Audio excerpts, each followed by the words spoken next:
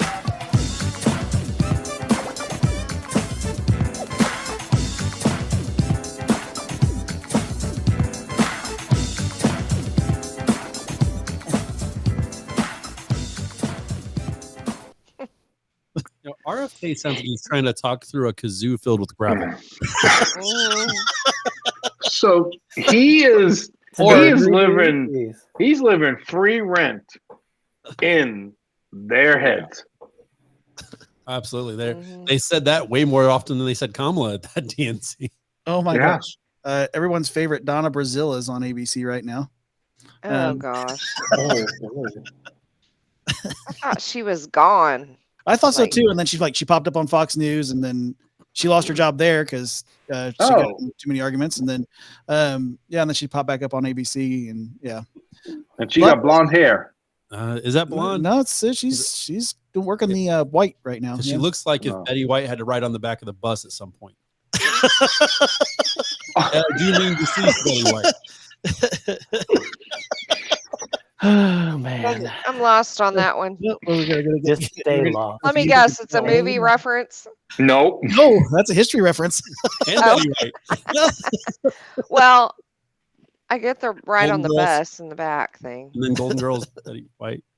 I didn't know you said Betty White. It didn't sound like the that. show Golden Girls. Yeah, it didn't sound like Betty White when it came through to me. Oh, okay. What did it sound like to you? Something garbled. That's why I was like, okay, that was when RFK was talking. Yeah. Hey, RFK. Who kissed you? It's almost like Stephen Hawking. It's almost to that degree. Oh, my name is Stephen Hawking. I can't listen to it. What was that, Jason? It'd be a lot cooler if you do one of these. Yeah. Start calling him Zippy. Zippy the chimp. Well, they say that we got about 2.5 minutes left in the debate countdown, and I don't know if and when my dad's going to hop back on, or if he just decided to fall asleep. Whoopi Goldberg for president 2020. Who said that? There's no way she won't lose all that weight. She's gonna have Sugarfoot by then. I mean, come on. She might be a ghost. Good old Sugarfoot and Ghost. Nice. Fantastic. I got It almost made me spit out my water. You know how many votes that she'll get? None. None. She'll get buku. None. Oh, fair. NUN. None. Oh, there's your pod. Gary's back. Sister, that's crazy. Hey! Now look, he's in the darkness. He's in just a silhouette. He's in the dark. He's dark shadow. Go to the light, Caroline. Go to the light. You can't see you. Hello, darkness, my old Someone's got to be the dark voice for all the secrets that aren't known. I'm the one that's going to tell him. Your audio is a little muddled there, Pop. Turn the volume down.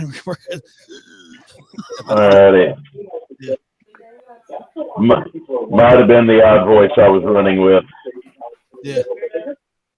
You got a light put in front of you because you look like just the silhouette of yourself. Yeah. And is the let me TV see. on? Yeah, the TV's. Yeah, a little bit. Yeah. He's the group right now. It should probably stay rid of that TV. Or another room or something. I don't know. We got to cover all the bases here. Oh. Rich, stop looking at us. He's trying to figure it out. Well, then I gotta look down. Stop it. He's on the Oh, move. he moved you. Oh, now you're back. No, he's done. Camera off. Now you gotta look It was crazy. sideways, Rich. Yeah, I'm gonna head to the office so I can play on this for a little while. All right. Yeah, go ahead and you mute your mic while you're getting your office. I'm gonna go ahead and get this. Looks like ABC is getting ready for it. So they're ready. Started. Here we go. They only brought 4 people. That's it. Got him.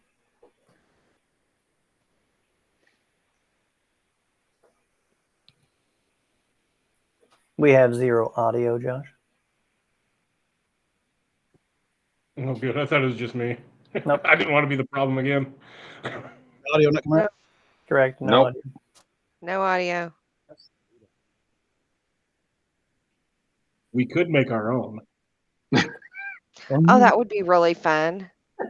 Hi, my name is. Can you guys not hear us? We can hear We you. can hear you. We can't hear the video. Yeah. Donald Trump. Oh, really nailed it. Kamala, you're fired. You're going out right Let's now. try this. Find you a new I'm poll. about to set up this presentation thing again here. And Sterling, did you say find a nipple? No, but There was some feedback. whatever works for you, I guess.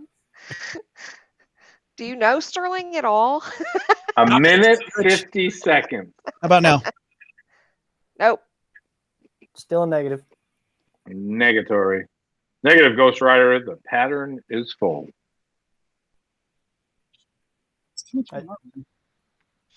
I need to tell you a story, but I can't tell you a story. I don't know how to tell stories, but I'm going to try to tell a story anyway because it's fake news. You like cheese? I like cheese. Whoa! Gary's back. He's not black. America. Back again. Gary's back. Tell Josh. I'm trying to refresh the video here because it's.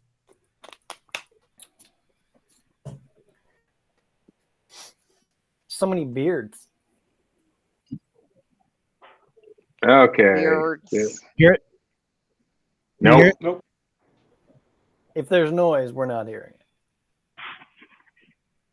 The first question is being asked to Kamala right now. I'm watching it on my phone, and they just got to their podiums. Yeah. No. I'm not for sure why the audio is not Nice coming. to know I've got audio from the house. And that I'm is not for why sure, 'cause I turned the audio off have now. actually a plan to build what I call an opportunity economy. Because here's the thing. We know that we have a So you're muted on there. It was said it was muted, yeah. You got this fixed, Josh? There. I'm hearing it on my end. We're not. Is it coming through? Nope. Nothing. Okay, let's try this. Y'all are just gonna see me surf the web here. Oh yeah. Clear that browser history.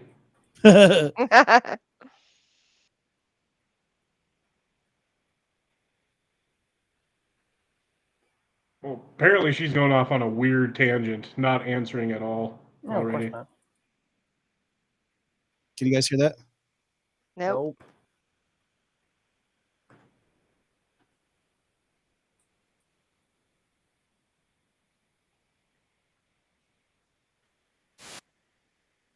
I heard something for a second. Static. Mm-hmm. Huh. Do you need to move it up on the thing? Like priority audio?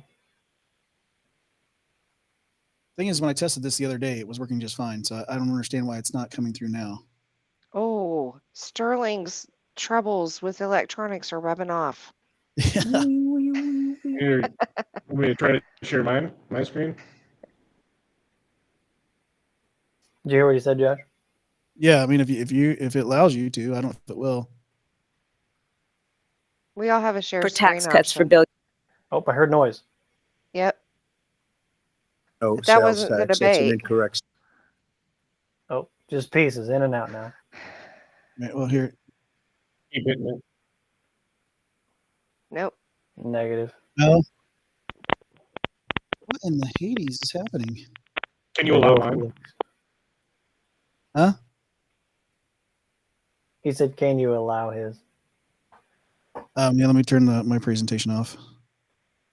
And other places, they've left the tariffs off. Oh, I can hear something. Go back. Yeah, right It there. was working Inflation. right there. Look, we've had a terrible there it economy is. because inflation which is really known as a country buster. It breaks up countries. We have inflation like very few people have ever seen before, probably the worst in our nation's history. we were at 21%, but that's being generous because many things are 50, 60, 70, and 80% higher than they were just a few years ago. This has been a disaster for people, for the middle class, but for every class. On top of that, we have millions of people pouring into our country from prisons and jails, from mental institutions and insane asylums, and they're coming in and they're taking jobs that are occupied right now by African Americans and Hispanics and also unions. We lost it. What's happening with towns throughout the United States. You look at Springfield, Ohio. You look at Aurora in Colorado. Over the towns, they're taking over buildings. They're going in violently. These are the people that she and Biden led into our country, and they're destroying our country. They're dangerous. They're at the highest level of criminality, and we have to get them out. We have to get them out fast. I created one of the greatest economies in the history of our country. I'll do it again. We are going to get to immigration and border security during this debate, but I would like to let Vice President Harris respond on the economy. That's your presentation, right, Rich? Let's talk about what Donald Trump left us. That's your presentation, Donald right? Trump left us the worst unemployment since the Great Depression. I don't have that tab. Donald Trump left us the worst public health. No, I have it off. Yeah, that's me. Okay, good. Well, if you can. Our democracy since the Civil War. And what we have done is clean up Donald Trump's mess. What we have done and what I intend to do is build on what we know are the aspirations and the hopes of the American people. But I'm going to tell you all in this debate tonight, you're going to hear from the same old tired playbook, a bunch of lies, grievances, and name calling. What you're going to hear tonight is a detailed and dangerous plan called Project 2025 that the former president intends on implementing if he were elected again. I believe very strongly that the American people want a president who understands the importance of bringing us together, knowing we have so much more in common than what separates us.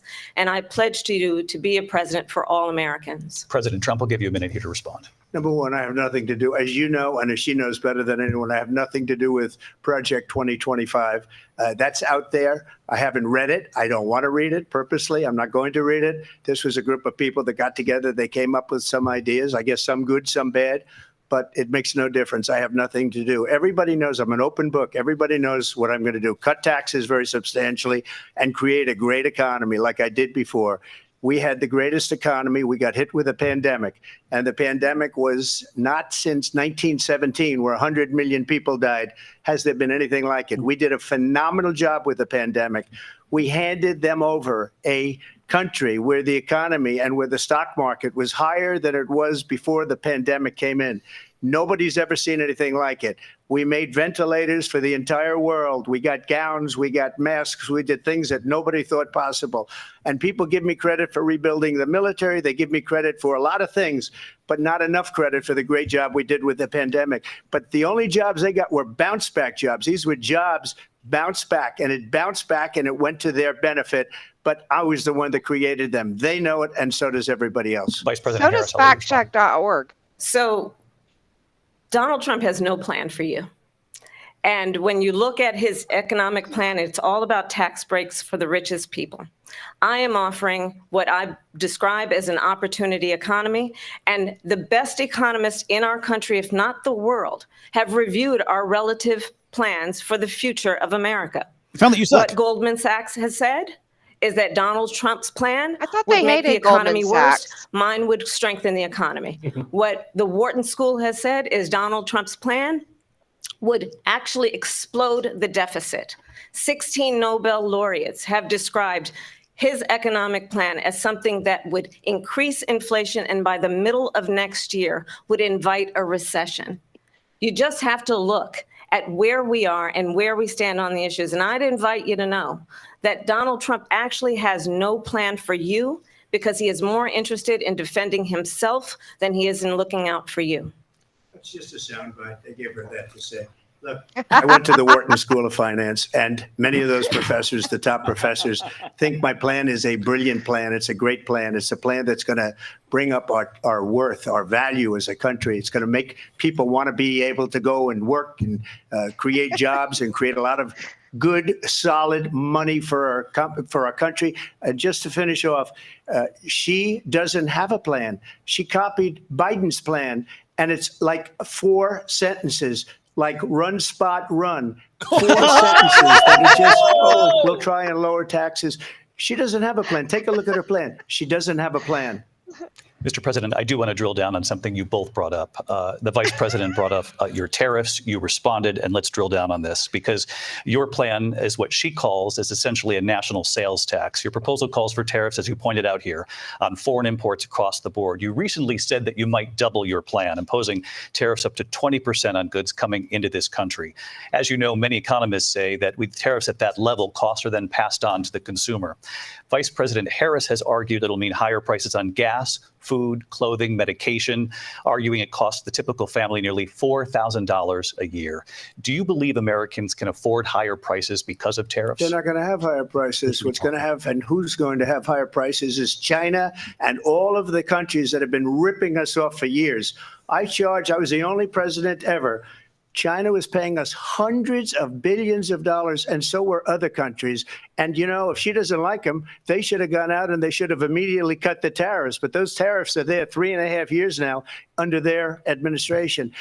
We are going to take in billions of dollars, hundreds of billions of dollars. I had no inflation, virtually no inflation. They had the highest inflation perhaps in the history of our country because I've never seen a worse period of time. People can't go out and buy cereal or bacon or eggs or anything else. The people of our country are absolutely dying with what they've done. They've destroyed the economy. And all you have to do is look at a poll. The polls say 80 and 85 and even 90% that the Trump economy was great, that their economy was terrible. Vice President Harris, I do want to ask for your response. And you heard what the president said there, because the Biden administration did keep a number of the Trump tariffs in place. So how do you respond? Well, let's be clear that the Trump administration resulted in a trade deficit, one of the highest we've ever seen in the history of America. He invited trade wars. You want to talk about his deal with China? What he ended up doing is under Donald Trump's presidency, he ended up selling American chips to China to help them improve and modernize their military, basically sold us out. When a policy about China should be in making sure the United States of America wins the competition for the 21st century, which means focusing on the details of what that requires, focusing on relationships with our allies, focusing on investing in American-based technology so that we win the race on AI, on quantum computing, focusing on what we need to do to support America's workforce so that we don't end up having on the short end of the stick in terms of workers' rights. But what Donald Trump did, let's talk about this, with COVID, is he actually thanked President Xi for what he did during COVID. Look at his tweet. Thank you, President Xi, exclamation point, when we know that Xi was responsible for sarcasm and not giving us transparency about the origins of COVID. President First denied of the all, origins. they bought their chips from Taiwan. We hardly make chips anymore because of philosophies like they have and policies like they have. I don't say her because she has no policy. Everything that she believed 3 years ago and 4 years ago is out the window. She's going to my philosophy now. In fact, I was going to send her a MAGA hat. She's gone to my philosophy. But if she ever got elected, she'd change it. And it will be the end of our country. She's a Marxist. Everybody knows she's a Marxist. Her father's a Marxist professor in economics, and he taught her well. But when you look at what she's done to our country, and when you look at these millions and millions of people that are pouring into our country monthly, where it's, I believe, 21 million people, not the 15 that people say, and I think it's a lot higher than the 21. That's bigger than New York State pouring in. And just look at what they're doing to our country. They're criminals. Many of these people coming in are criminals. And that's bad for our economy, too. You mentioned before, we'll talk about immigration later. Well, bad immigration is the worst thing that can happen to our economy. They have, and she has, destroyed our country with policy that's insane, almost policy that you'd say they have to hate our country. President Trump, thank you. Lindsay? I want to turn to the issue of abortion. President Trump, you've often touted that you were able to kill Roe v. Wade. Last year, you said that you were proud to be the most pro-life president in American history. Then last month, you said that your administration would be great for women and their reproductive rights. In your home state of Florida, you surprised many with regard to your 6-week abortion ban because you initially had said that it was too short. And you said, quote, I'm going to be voting that we need more than 6 weeks. But then the very next day, you reversed course and said you would vote to support the 6-week ban. Vice President Harris says that women shouldn't trust you on the issue of abortion because you've changed your position so many times. Therefore, why should they trust you? Well, the reason I'm doing that vote is because the plan is, as you know, the vote is, they have abortion in the 9th month. They even have, and you can look at the governor of West Virginia, the previous governor of West Virginia, not the current governor, who's doing an excellent job, but the governor before, not West he Virginia. said the baby will be born and we will decide what to do with the baby. In other words, we'll execute the baby. And that's why I did that, because that predominates, because they're radical. The Democrats are radical in that. And her vice presidential pick, which I think was a horrible pick, by the way, for our country, because he is really out of it. But her vice presidential pick says abortion in the 9th month is absolutely fine. He also says execution after birth. It's execution, no longer abortion, because the baby is born, is okay. And that's not okay with me, hence the vote. But what I did is something for 52 years. They've been trying to get Roe v. Wade into the states. And through the genius and heart and strength of 6 Supreme Court justices, we were able to do that. Now, I believe in the exceptions for rape, incest, and life of the mother. I believe strongly in it. Ronald Reagan did also. 85% of Republicans do. Exceptions. Very important. But we were able to get it, and now states are voting on it. And for the first time, you're going to see, look, this is an issue that's torn our country apart for 52 years.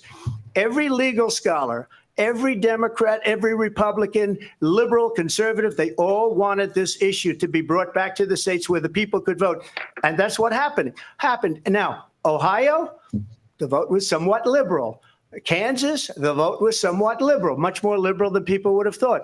But each individual state is voting. It's the vote of the people now. It's not tied up in the federal government. I did a great service in doing it. It took courage to do it. And the Supreme Court had great courage in doing it. And I give tremendous credit to those 6 justices. There is no state in this country where it is legal to kill a baby after it's born.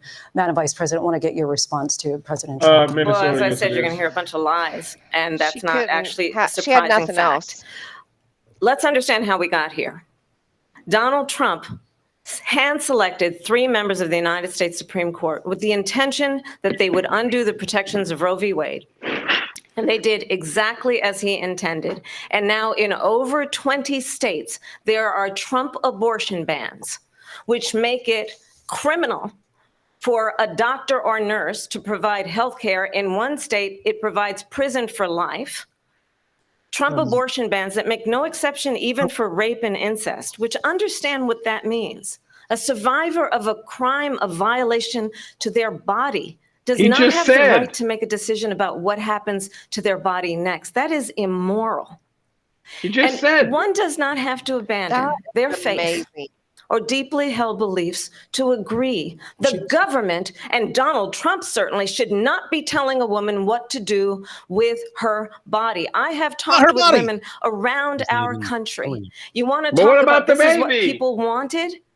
Pregnant women who want to carry a pregnancy to term, suffering from a miscarriage, being denied care in an emergency room because the healthcare providers are afraid they might go to jail. That's not an abortion. Bleeding out in a car in the That parking is lot. not an abortion. She didn't want that. Her That's husband didn't want gaslighting. that. A 12 or 13-year-old survivor of incest. A miscarriage is not an abortion. Pregnancy A to DNC term? is not an abortion. They don't want that. And I pledge to you, when Congress passes a bill to put back in place the protections of Roe v. Wade, as President of the United States, I will proudly sign it into law. But understand, if Donald Trump were to be reelected, he will sign a national abortion ban. Understand, in his Project 2025, there would Why be a didn't he do national it before? abortion, a monitor that would be monitoring your pregnancies, your miscarriages. I He's think not the American doing people 2025. believe that certain freedoms, in particular the freedom to make decisions about one's own body, should not be made by the government. Thank you, Vice President Harris. Well, there she goes again. It's a lie. Federal. I'm not signing a ban, and there's no reason to sign a ban because we've gotten what Exactly. everybody wanted. Democrats, Republicans, and everybody else, and every legal scholar wanted it to be brought back into the states, and the states are voting. And it may take a little time, but for 52 years, this issue has torn our country apart, and they've wanted it back in the states. And I did something that nobody thought was possible. The states are now voting. How are the people? What she says is an absolute lie. And as far as the abortion ban, no, I'm not in favor of abortion ban, but it doesn't matter because this issue has now been taken over by the states. Would you veto a national abortion ban if it came Well, to I your won't desk? have to because, again, two things. Number one, she said she'll go back to Congress. She'll never get the vote. It's impossible for her to get the vote, especially now with the 50-50, essentially 50-50 in both Senate and the House. She's not going to get the vote. She can't get the vote. She won't even come close to it. So it's just talk. You know what it reminds me of when they said they're going to get student loans terminated, and it ended up being a total catastrophe.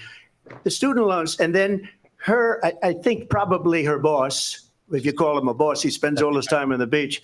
But look, her boss went out and said, we'll do it again. We'll do it a different way. And he went out, got rejected again by the Supreme Court. So all these students got taunted with this whole thing about this whole idea and how unfair that would have been. Part of the reason they lost to the millions and millions of people that had to pay off their student loans. They didn't get it for free, but they were saying it's the same way that they talked about that they talk about abortion. But if I could just get a yes or no, because your running mate, J.D. Vance, has said that you would veto if it did come to your desk. Well, I didn't discuss it with J.D. In all fairness, J.D., and I don't mind if he has a certain view, but I think he was speaking for me, but I really didn't.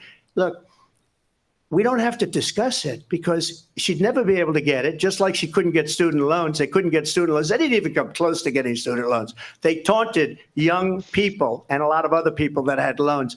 They can never get this approved. So it doesn't matter what she says about going to Congress. So wonderful. Let's go to Congress, do it. But the fact is that for years, they wanted to get it out of Congress and out of the federal government. And we did something that everybody said couldn't be done. And now you have a vote of the people on abortion. Vice President Harris, want to give you your time to respond, but I do want to ask, would you support any restrictions on a woman's right to an abortion? I absolutely support reinstating the protections of Roe v. Wade. And as you rightly mentioned, nowhere in America is a woman carrying a pregnancy to term and asking for an abortion. That is not happening. It's insulting to the women of America. And understand what has been happening under Donald Trump's abortion bans. Couples who pray and dream of having a family are being denied IVF treatments. What is happening in our country? Working people, working women who are working one or two jobs, who can barely afford childcare as it is, have to travel to another state to get on a plane sitting next to strangers to go and get the health care she needs. Barely can afford to do it, and what you are putting her through is unconscionable. Emotions, and the people of America emotions. have not, the That's majority all of they Americans have. believe in a woman's That's all right to they make have. decisions about her own body. And that is why in every state where this issue has been on the ballot, in red and blue going on with her states neck? both, the people of America have voted for freedom. Vice President Harris, Excuse me, I thank have you. to respond. Another lie. Yeah, they It's voted for another freedom. lie. They made the I have been choice. a leader on IVF, which is fertilization. The IVF, I have been a leader.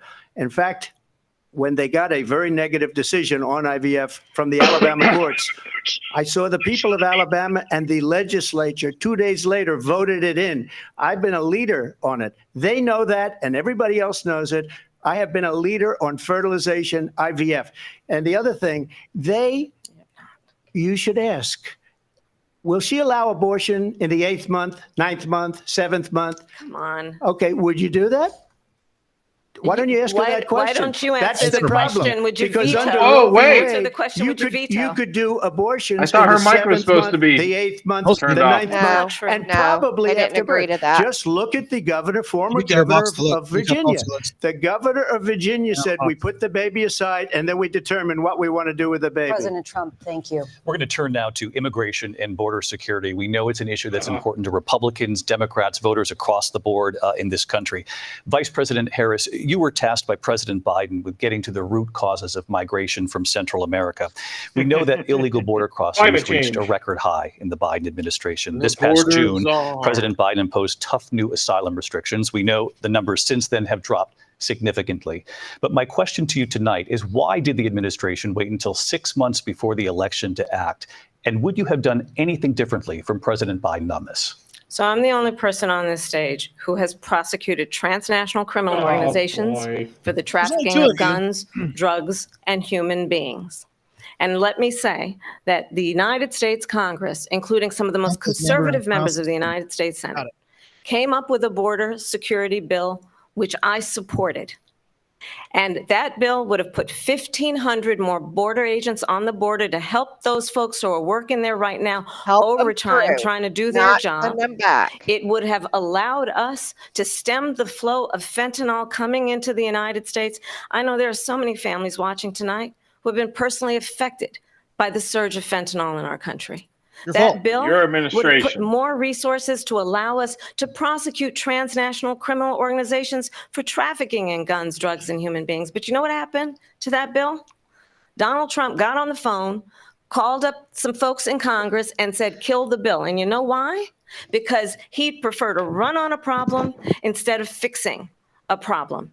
And understand, this comes at a time where the people of our country actually need a leader who engages in solutions, who actually addresses the problems at hand. But what we have in the former president is someone who would prefer to run on a problem instead of fixing a problem. And I'll tell you something, he's going to talk about immigration a lot tonight, even when it's not the subject that is being raised. And I'm going to actually do something really unusual, and I'm going to invite you to attend one of Donald Trump's rallies, because it's a really interesting thing to watch. You will see during the course of his rallies, he talks about fictional characters like Hannibal Lecter. He will talk about windmills cause cancer. And what you will also notice is that people start leaving his rallies early out of exhaustion and boredom. And I will tell you, the one thing you will not hear him talk about is you. You will not hear him talk about your needs, your dreams, and your desires.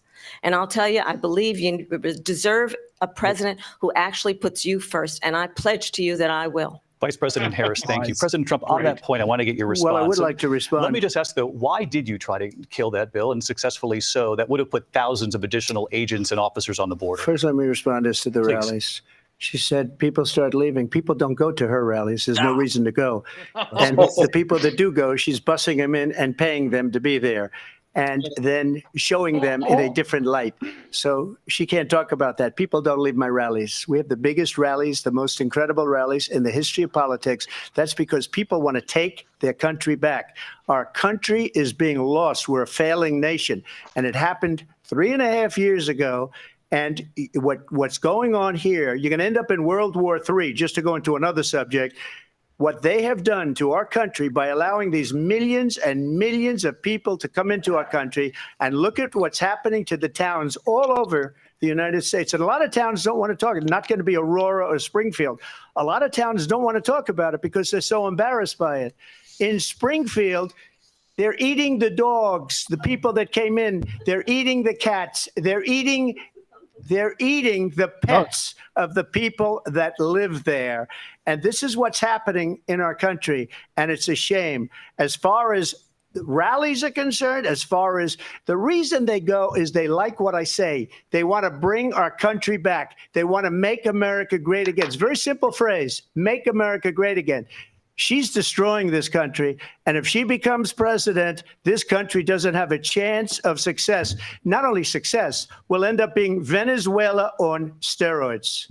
I just want to clarify here. You bring up Springfield, Ohio, and ABC News did reach out to the city manager there. He told us there have been no credible reports of specific claims of pets being harmed, injured, or abused by individuals within the immigrant community. Well, I've seen people on television. Let me just say here, this is the people on television say my dog was taken and used for food. So maybe he said that, and maybe that's a good thing to say for a city manager. I'm not taking this from but television. The people are I'm on taking it from television the city saying their manager. dog was eaten by the people that went there. Again, the Springfield city manager says there's no evidence of that. Vice We'll President find Harris, out. I'll let you respond to the rest of what you've heard. City manager Talk can about lie. extreme. That was a huge mistake on his part, though. This is, I think, one of the reasons come on, why move on, in like, this you there, so. election, I actually have the endorsement of 200 Republicans who have formerly worked with President Bush, Mitt Romney, and John McCain, Mitt Romney including is the not a endorsement Republican. of former Vice President Dick Cheney and Congress member Liz Cheney. It's not a good And thing. if you want to really know the inside track on who the former president is, if he didn't make it clear already, just ask people who have worked with him. His former chief of staff, a 4-star general, has said he has contempt for the Constitution of the United States. His former national security advisor has said he is dangerous and unfit. His former Secretary of Defense has said the nation, the republic, would never survive another Trump term. People will say anything for a book. And when we listen to Or they this crank it. kind of rhetoric, when the issues that affect the American people are not being addressed, I think the choice is clear in this election. President Trump, I'll give you a quick minute to respond here. Thank you, because when I hear that, see, I'm a different kind of a person. I fired most of those people, not so graciously. They did bad things or a bad job. I fired them. They never fired one person.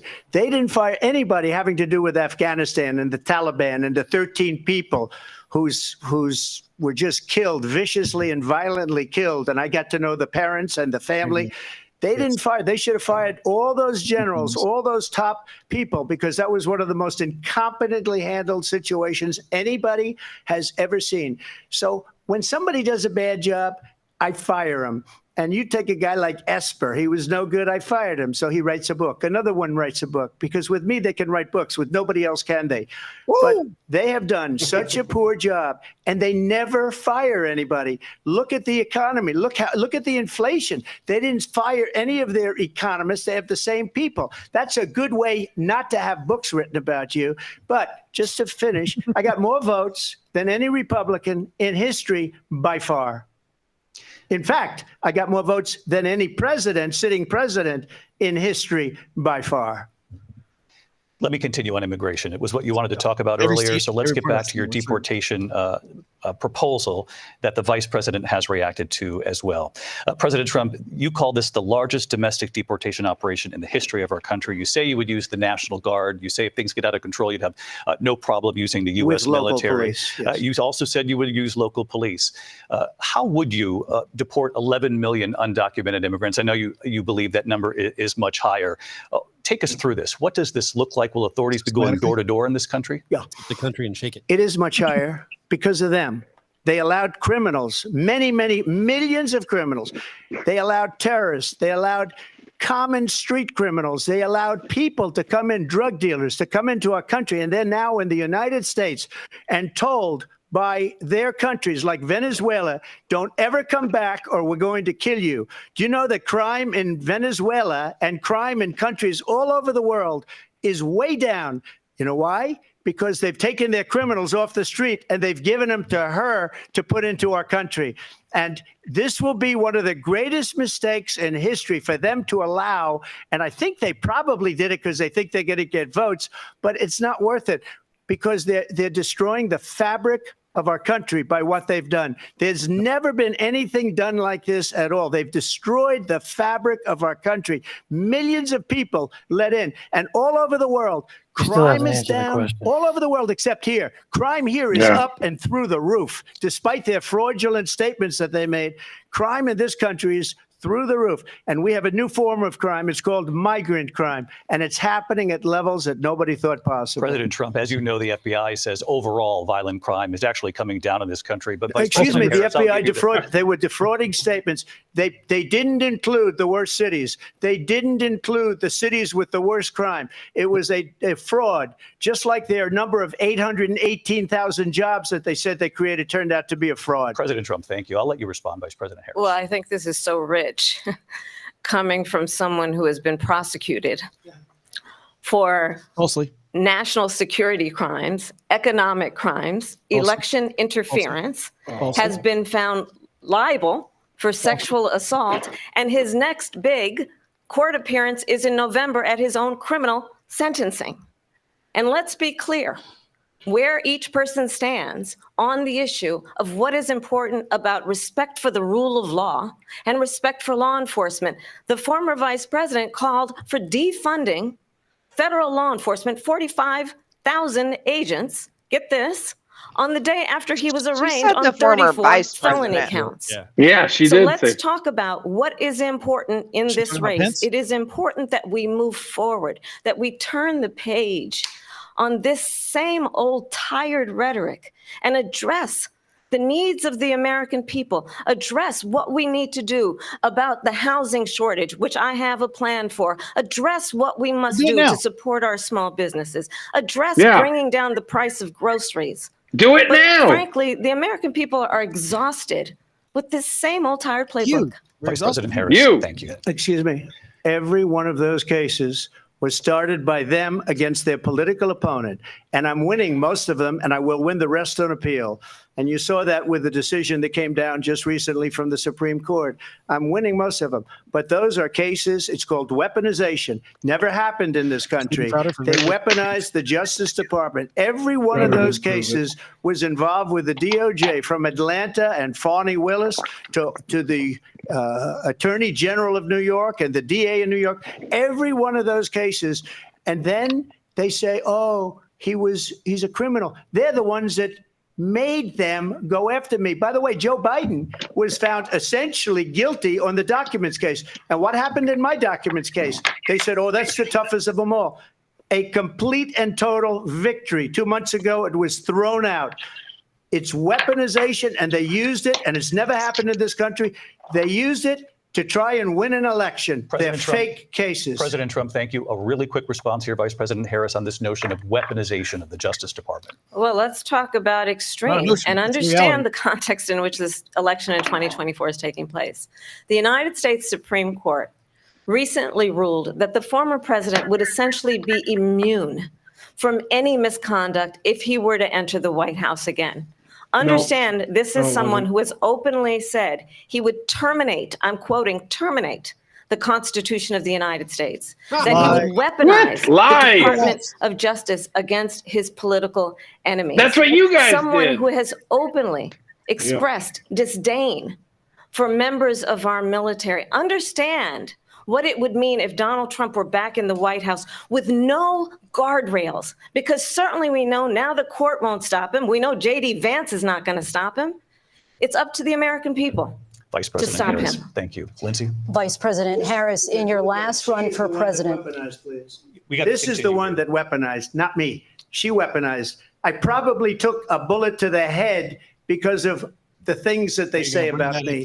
They talk about democracy. I'm a threat to democracy. They're the threat to democracy with a fake Russia investigation We do have a lot that went nowhere. We have a lot to get to. Lindsay? Vice President Harris, in your last run for president, you said you wanted to ban fracking. Now you don't. You wanted mandatory government buyback programs for assault weapons. Now your campaign says you don't. You supported decriminalizing border crossings. Now you're taking a harder line. I know you say that your values have not changed. So then why have so many of your policy positions changed? So my values have not changed, and I'm going to discuss every one of the, at least every point that you've made. But in particular, let's talk about fracking because we're here in Pennsylvania. I made that very clear in 2020. I will not ban fracking. I have not banned fracking as Vice President of the United States. And in fact, I was the tie-breaking vote on the Inflation Reduction Act, which opened new leases for fracking. My position is that we have got to invest in diverse sources of energy so we reduce our reliance on foreign oil. We have had the largest increase in domestic oil production in history because of an approach that recognizes that we cannot over-rely on foreign oil.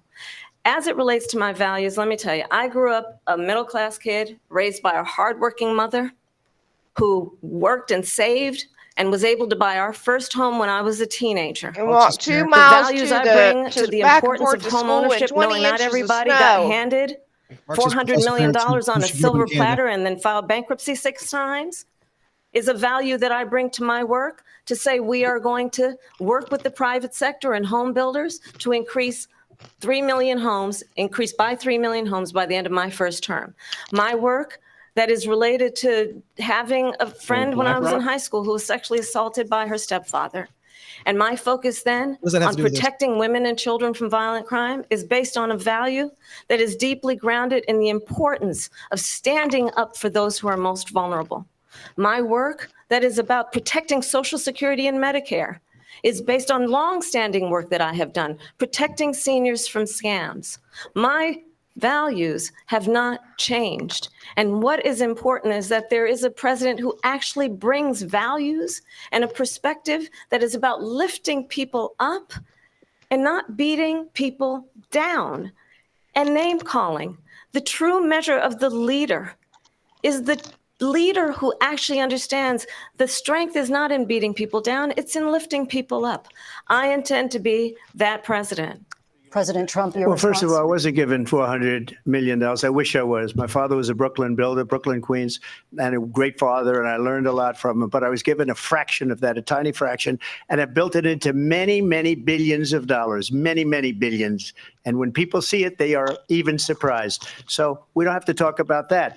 Fracking, she's been against it for 12 years. Defund the police, she's been against that forever. She gave all that stuff up very wrongly, very horribly, and everybody's laughing at it, okay? They're all laughing at it. She gave up at least 12 and probably 14 or 15 different policies. Like, she was big on defund the police. In Minnesota, she went out, wait a minute, I'm talking now, if you don't mind, please. Does that sound familiar?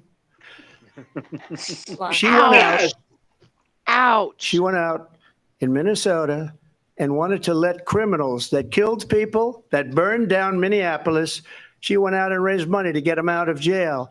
She did things that nobody would ever think of. Now she wants to do transgender operations on illegal aliens that are in prison. This is a radical left liberal that would do this. She wants to confiscate your guns, and she will never allow fracking in Pennsylvania. If she won the election, fracking in Pennsylvania will end on day one. Just to finish one thing, so important in my opinion. So I got the oil business going like nobody has ever done before.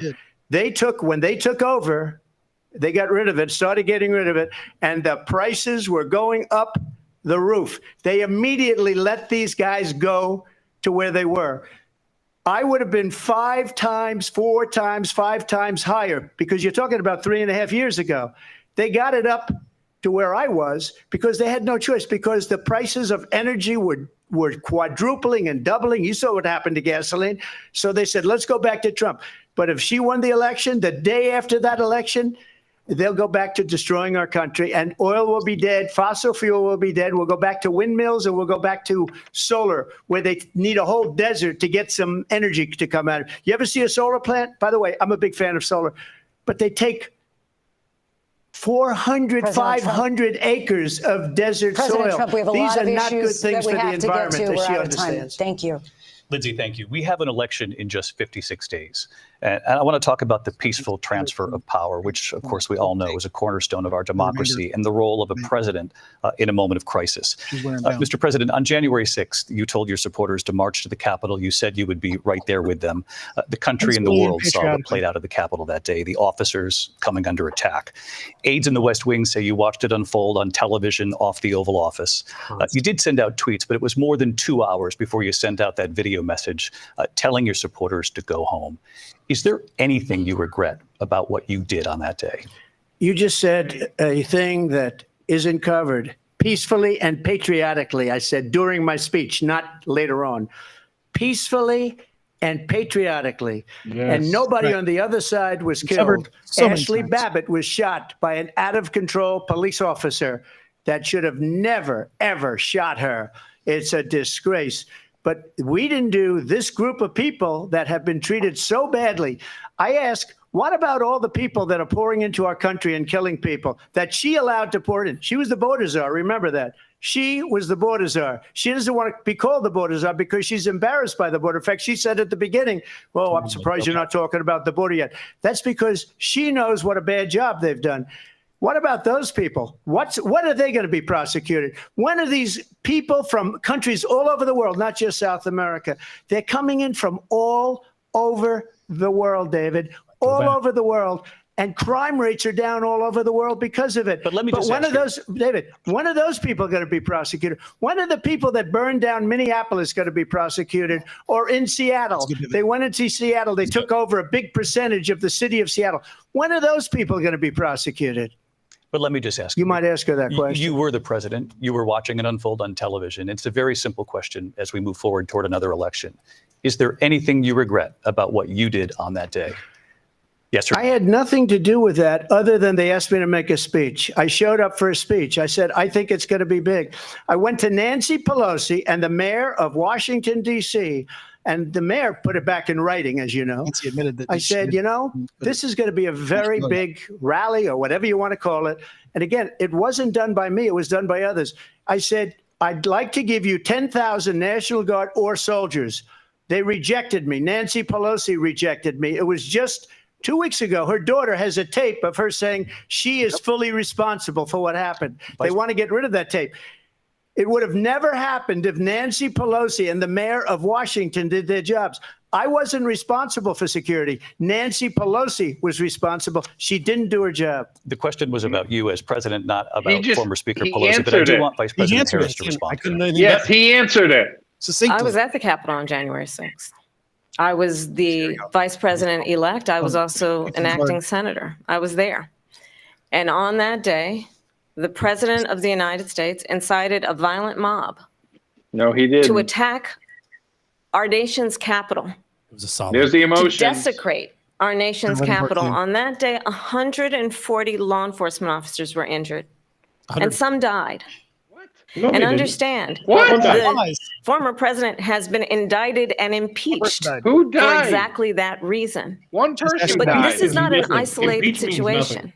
Let's remember Charlottesville, where there was a mob of people carrying tiki torches, spewing anti-Semitic hate. And what did the president then at the time say? There were fine people on each side. Oh my God. Let's remember that when it came to the Proud Boys, a militia, This is where Trump takes it over. the president said, the former president said, stand back and stand by. So for everyone watching who remembers what January 6th was, I say, we don't have to go back. Let's not go back. We're not going back. It's time to turn the page. And if that was a bridge too far for you, well, there is a place in our campaign for you to stand for country, to stand for our democracy, to stand for rule of law, and to end the chaos, and to end the approach that is about attacking the foundations of our democracy because you don't like the outcome. And be clear on that point. Donald Trump, the candidate, has said in this election there will be a bloodbath. If this and the outcome of this election is not to his Take some more liking, stuff out of context, please. let's turn the page on this. Let's not go back. Let's chart a course for the future and not go backwards to the past. Let me just follow up here. It was a different term, and it was a term that related to energy because they have destroyed our energy business. That was where bloodbath was. Also, on Charlottesville, that story has been, as you would say, debunked. Laura Ingraham, Sean Hannity, Jesse, all of these people, they covered it. If they go an extra sentence, they will see it was perfect. It was debunked in almost every newspaper, but they still bring it up, just like they bring 2025 up. They bring all of this stuff up. I ask you this. You talk about the Capitol. why are we allowing these millions of people to come through on the southern border? How come she's not doing anything? And I'll tell you what I would do, and I would be very proud to do it. I would say we would both leave this debate right now. I'd like to see her go down to Washington, D.C. during this debate, because we're wasting a lot of time. Go down to, because she's been so bad, it's so ridiculous. Go down to Washington, D.C. and let her sign a bill to close up the border, because they have the right to do it. They don't need bills. Exactly. They have the right to do it. The President of the United States, you'll get him out of bed. You'll wake him up at 4 o'clock in the afternoon. You'll say, come on down to the office. Let's sign a bill. If he signs a bill that the border is closed, all he has to do is say it to the Border Patrol, who are phenomenal. If they do that, the border is closed. Mr. Those President, people are killing many people, unlike J6. We talked immigration here tonight. I do want to focus on this next issue to both of you, because it really brings us this into focus, truth in these times that we're living in. Mr. President, for 3.5 years after you lost the 2020 election, you repeatedly falsely claimed that you won, many times saying you won in a landslide. In the past couple of weeks leading up to this debate, you have said, quote, you lost by a whisker, that you, quote, didn't quite make it, that you came up a little bit short. I said that? Are you now acknowledging that you lost in 2020? No, I don't acknowledge that at all. But I you said did that say sarcastically. But You know those- that. It was said, oh, we lost by a whisker. That was said sarcastically. Look, there's so much proof. All you have to do is look at it. And they should have sent it back to the legislatures for approval. I got almost 75 million votes, the most votes any sitting president has ever gotten. I was told if I got 63, which was what I got in 2016, you can't be beaten. The election, people should never be thinking about it. An election is fraudulent. We need two things. We need walls. And we have to have it. We have to have borders, and we have to have good elections. Our elections are bad. And a lot of these illegal immigrants coming in, they're trying to get them to vote. They can't even speak English. They don't even know what country they're in practically. And these people are trying to get them to vote. And that's why they're allowing them to come into our country. I did watch all of these pieces of video. I didn't detect the sarcasm, lost by a whisker. We didn't quite make it. And we should just point out here as clarification, and you know this, you and your allies, 60 cases in front of many judges, many of them No judge Republican, looked at it. and said They there was said no we didn't have widespread fraud. standing. That's the other thing. They said we didn't have standing, a Yes. technicality. Can you Great imagine a system where a person in an election doesn't have standing? The president of the United States doesn't have standing. That's how we lost. If you look at the facts, and I'd love to have you'll do a special on it. I'll show you Georgia, and I'll show you Wisconsin, and I'll show you Pennsylvania, and I'll show you. We have so many facts and statistics, but you know what? That doesn't matter, because we have to solve the problem that we have right now. That's old news. And the problem that we have right now is we have a nation in decline, and they have put it into decline. We have a nation that is dying, David. Mr. President, thank you. Vice President Harris, you heard the president there tonight. He said he didn't say that he lost by a whisker. So he still believes he did not lose the election that was won by President Biden and yourself. But I do want to ask you about something that's come up in the last couple of days. This was a post from President Trump about this upcoming election just weeks away. He said, when I win, those people who cheated, and then he lists donors, voters, election officials, he says will be prosecuted to the fullest extent of the law, which will include long-term prison sentences. One of your campaign's top lawyers responded saying, we won't let Donald Trump intimidate us. We won't let him suppress the vote. Is that what you believe he's trying to do here? Absolutely. Donald Trump was fired by 81 million people. So let's be clear about that. And clearly he is having a very difficult time processing that. But we cannot afford to have a president of the United States who attempts, as he did in the past, to upend the will of the voters in a free and fair election. And I'm going to tell you that I have traveled the world as vice president of the United States. Except the border. And he hasn't. World leaders are laughing at Donald Trump. I have talked with military leaders, some of whom worked with you, and they say you're a disgrace. And when you then talk in this Isn't way, that name calling? in a presidential debate and deny She was supposed to be above what that. over and over again are court cases you have lost because you did in fact lose that election, it leads one to believe What does that have that to do with right now? perhaps we do not have in the candidate to my right the temperament or the ability to not be confused. That's what Hillary about said. fact. That's deeply almost troubling, identical. and the She American used people temperament. deserve better. Confused. What about your boss? Let me just tell you about world leaders. Viktor Orban, one of the most respected men. They call him a strong man. He's a tough person, smart. Prime Minister of Hungary. They said, why is the whole world blowing up? 3 years ago, it wasn't. Why is it blowing up? He said, because you need Trump back as president. They were afraid of him. China was afraid, and I don't like to use the word afraid, but I'm just quoting him. China was afraid of him. North Korea was afraid of him. Look at what's going on with North Korea, by the way. He said Russia was afraid of him. I ended the Nord Stream 2 pipeline, and Biden put it back on day one, but he ended the XL pipeline. The XL pipeline in our country, he ended that. But he let the Russians build a pipeline going all over Europe and heading into Germany, the biggest pipeline in the world. Look, Viktor Orban said it. He said the most respected, most feared person is Donald Trump. We had no problems when Trump was president. But when this weak, pathetic man that you saw at a debate just a few months ago, that if he weren't in that debate, he'd be running instead of her. She got no votes. He got 14 million votes. What you did, you talk about a threat to democracy. He got 14 million votes, and they threw him out of office. And you know what? I'll give you a little secret. He hates her. He can't stand her. But he got 14 million votes. They threw him out. She got 0 votes. And when she ran, she was the first one to leave because she failed. And now she's running. I don't understand it, but I'm okay with it because your time is I think up. we're going to do very well. We've got a lot more to get to. Turning now to the Israel-Hamas war and the hostages who are still being held, Americans among them. Vice President Harris, in December, you said, quote, Israel has a right to defend itself, but you added, quote, it matters how, saying international humanitarian law must be respected. Israel must do more to protect innocent civilians.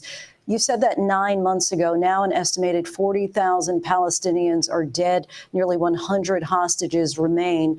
Just last week, Prime Minister Benjamin Netanyahu said there's not a deal in the making. President Biden has not been able to break through the stalemate. How would you do it? Well, let's understand how we got here. On October 7, when you're on the Hamas, a terrorist organization, slaughtered 1,200 Israelis. Many of them young people who were simply attending a concert. Women were horribly raped. And so absolutely, I said then, I say now, Israel has a right to defend itself. We would. And how it does so matters. Because it is also true, far too many innocent Palestinians have been killed. Children, mothers. What about the Israelis that have been killed? That this war must end. It must end immediately. And the way it will end is we need a ceasefire deal and we need the hostages out.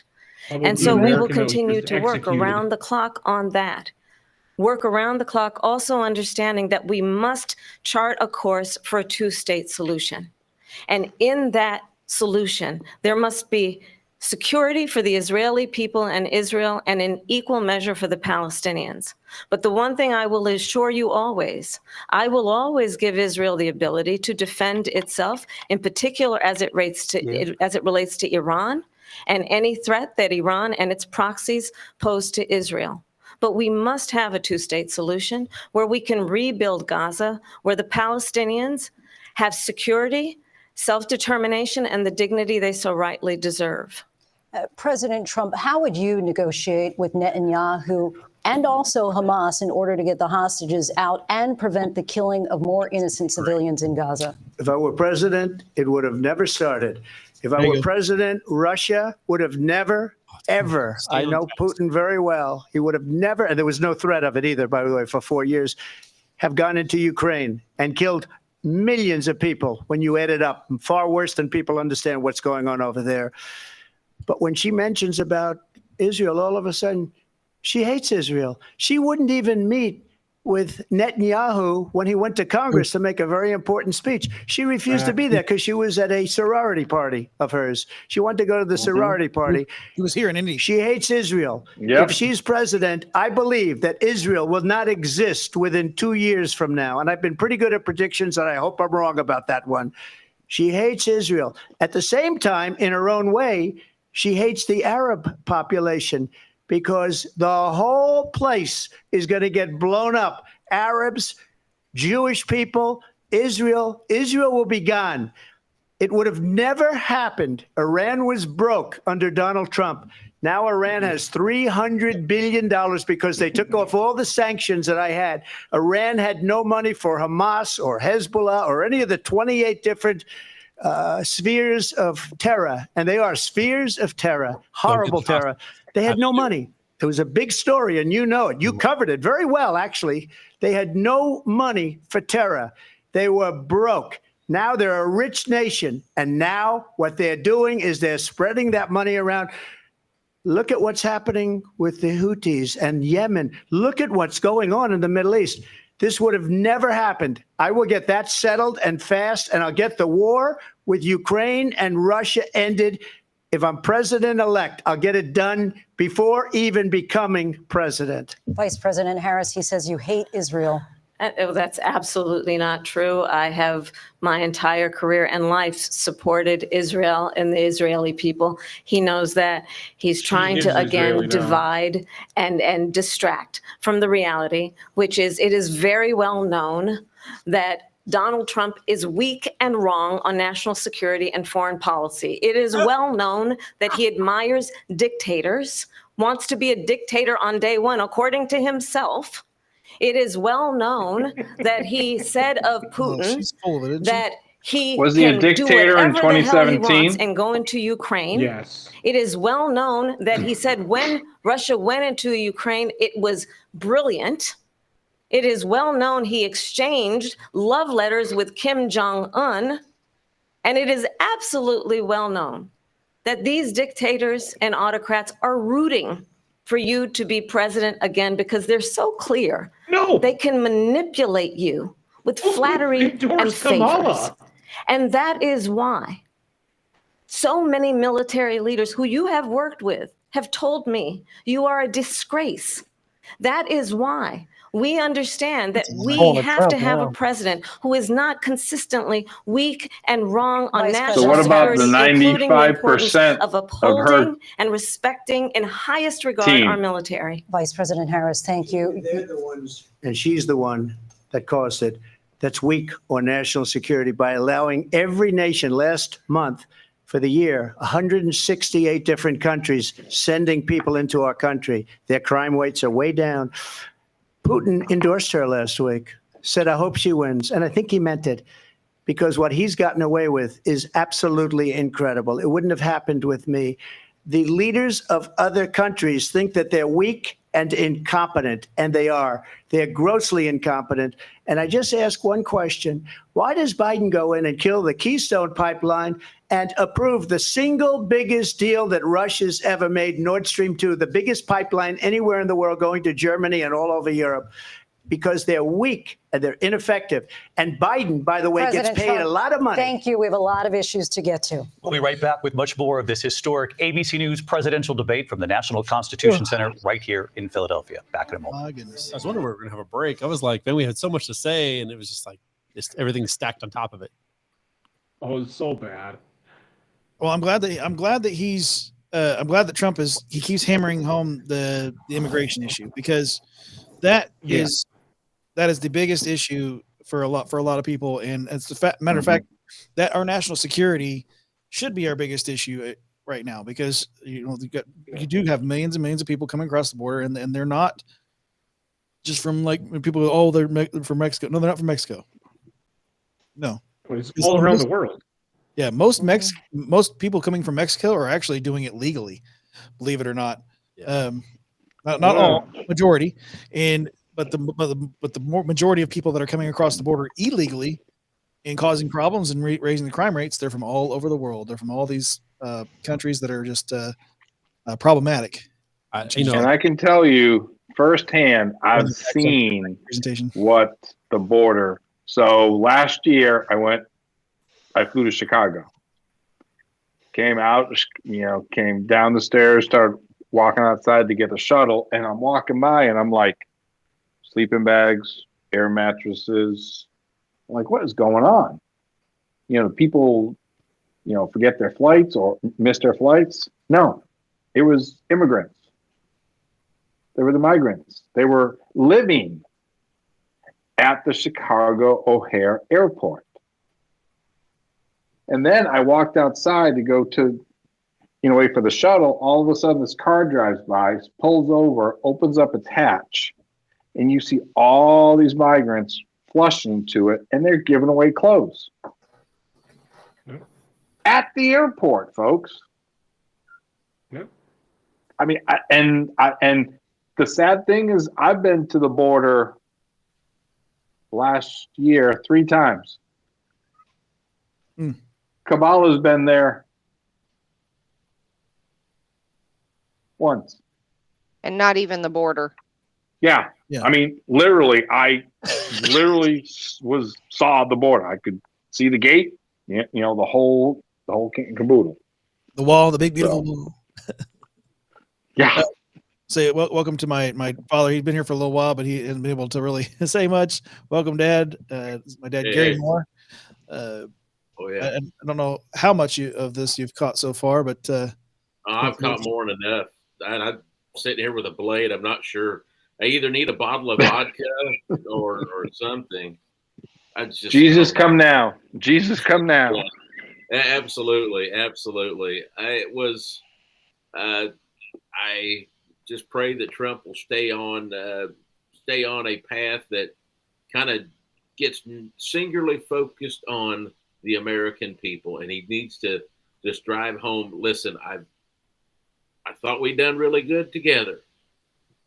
You guys keep saying you just don't want to go back. Well, if you don't want to go back to $1.89 gas, don't want to black unemployment, Mexican unemployment at all-time lows, I'm sorry, then continue with the same pattern.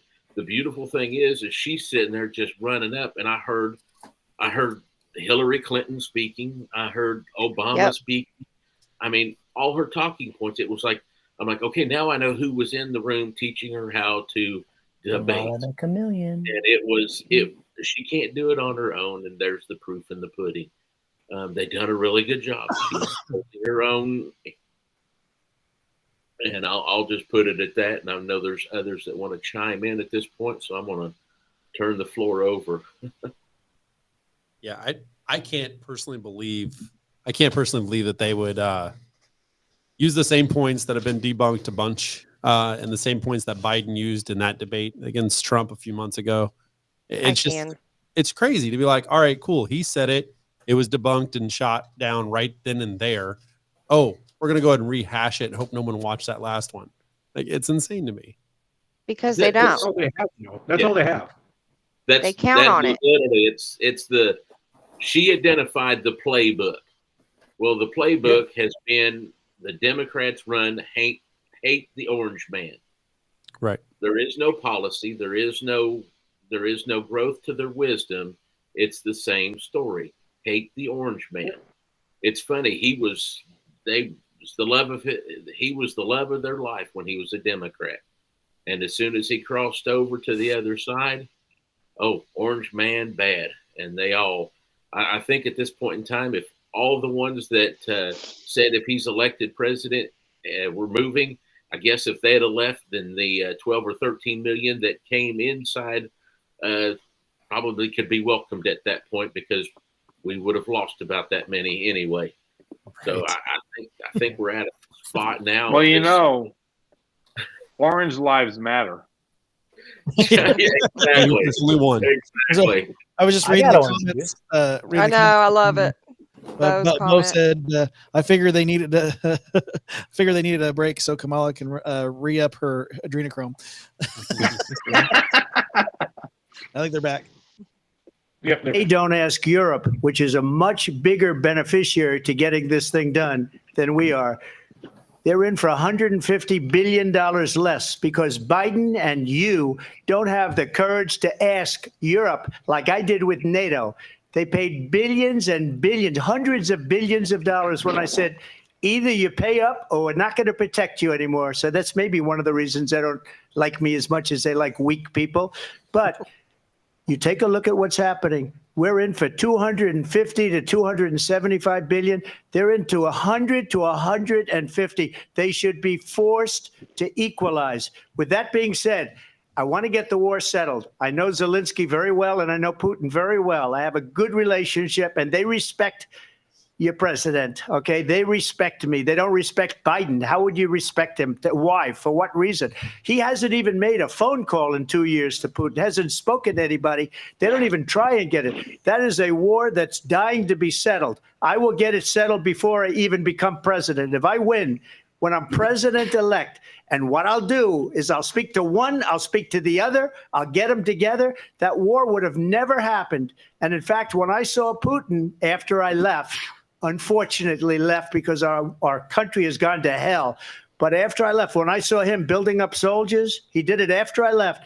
I said, oh, he must be negotiating. It must be a good, strong point of negotiation. Well, it wasn't, because Biden had no idea how to talk to him. He had no idea how to stop it. And now you have millions of people dead, and it's only getting worse, and it could lead to World War III. Don't kid yourself, David.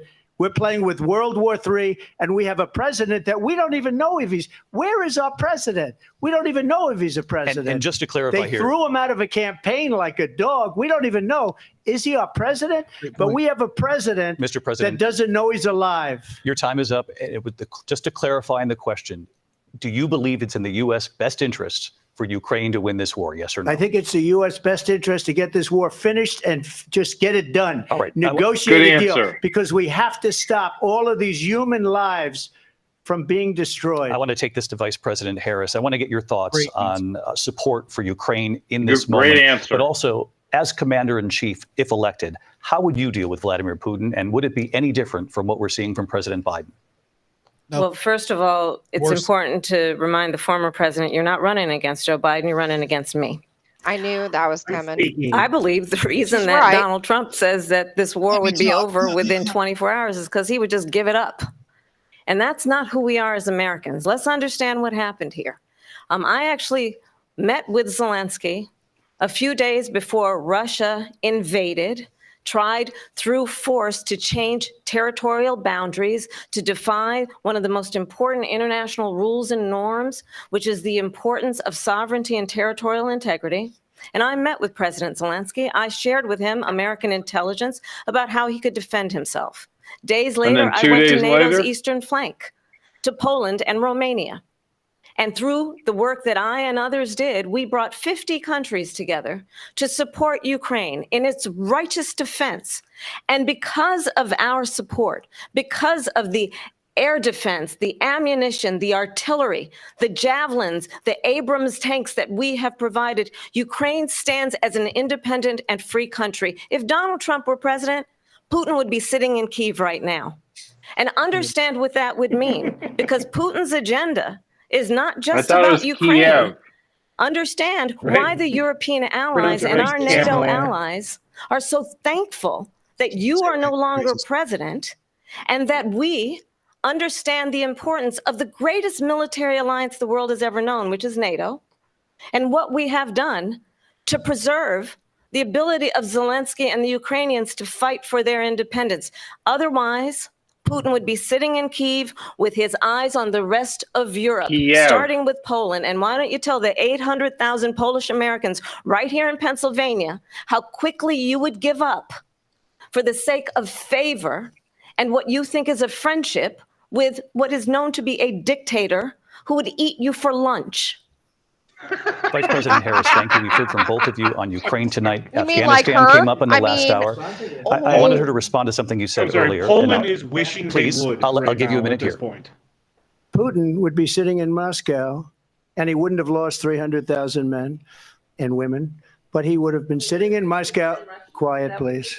He would have been sitting in Moscow, much happier than he is right now. But eventually, you know, he's got a thing that other people don't have. He's got nuclear weapons. They don't ever talk about that. He's got nuclear weapons. Nobody ever thinks about that. And eventually, maybe he'll use them, and maybe he hasn't been that threatening. But he does have that, something we don't even like to talk about. Nobody likes to talk about it. But just so you understand, they sent her to negotiate peace before this war started.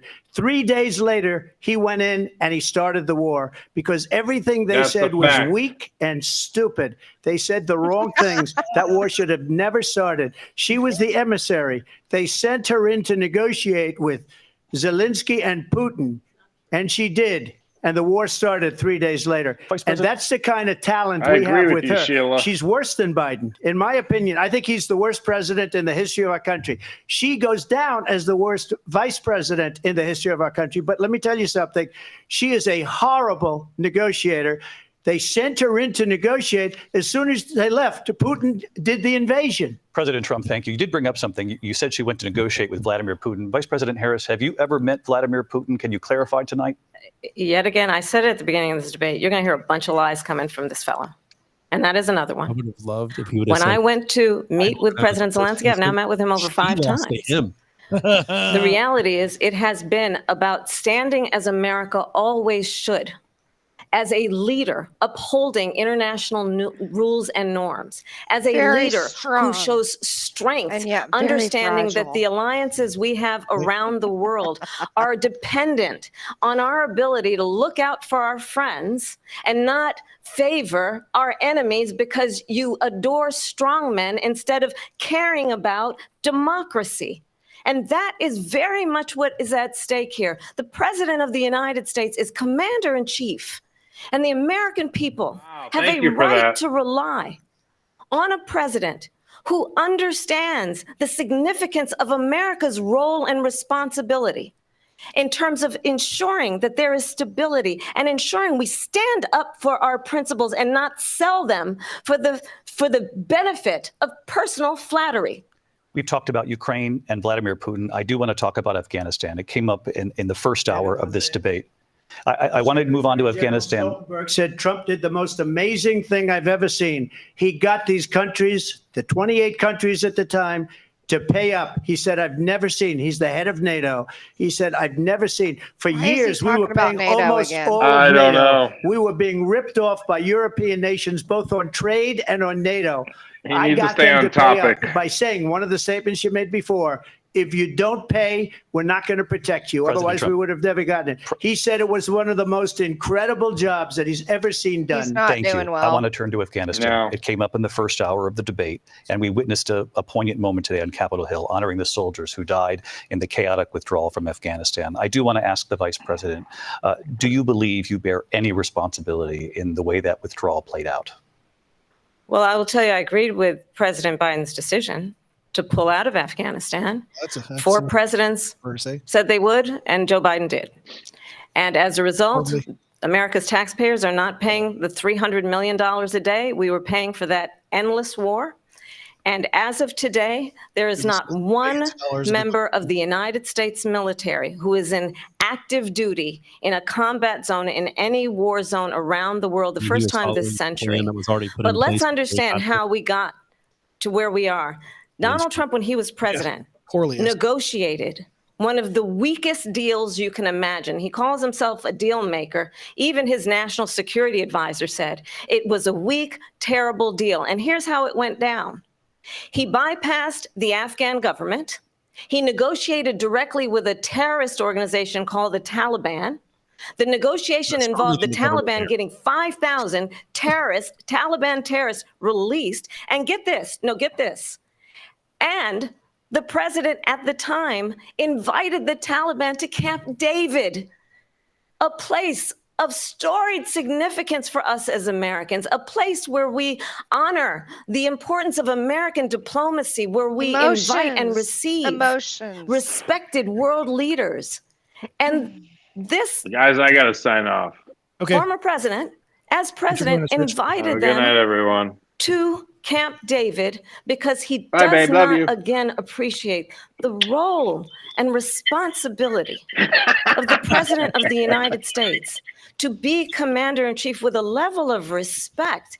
And this gets back to the point of how he has consistently disparaged and demeaned members of our military, fallen soldiers, and the work that we must do to uphold the strength and the respect of the United States of America around the world. Vice President Harris, thank you. President Trump, your response to her saying that you began the negotiations thank with the you. Taliban. So if you take a look at that period of time, the Taliban was killing our soldiers, a lot of them, with snipers.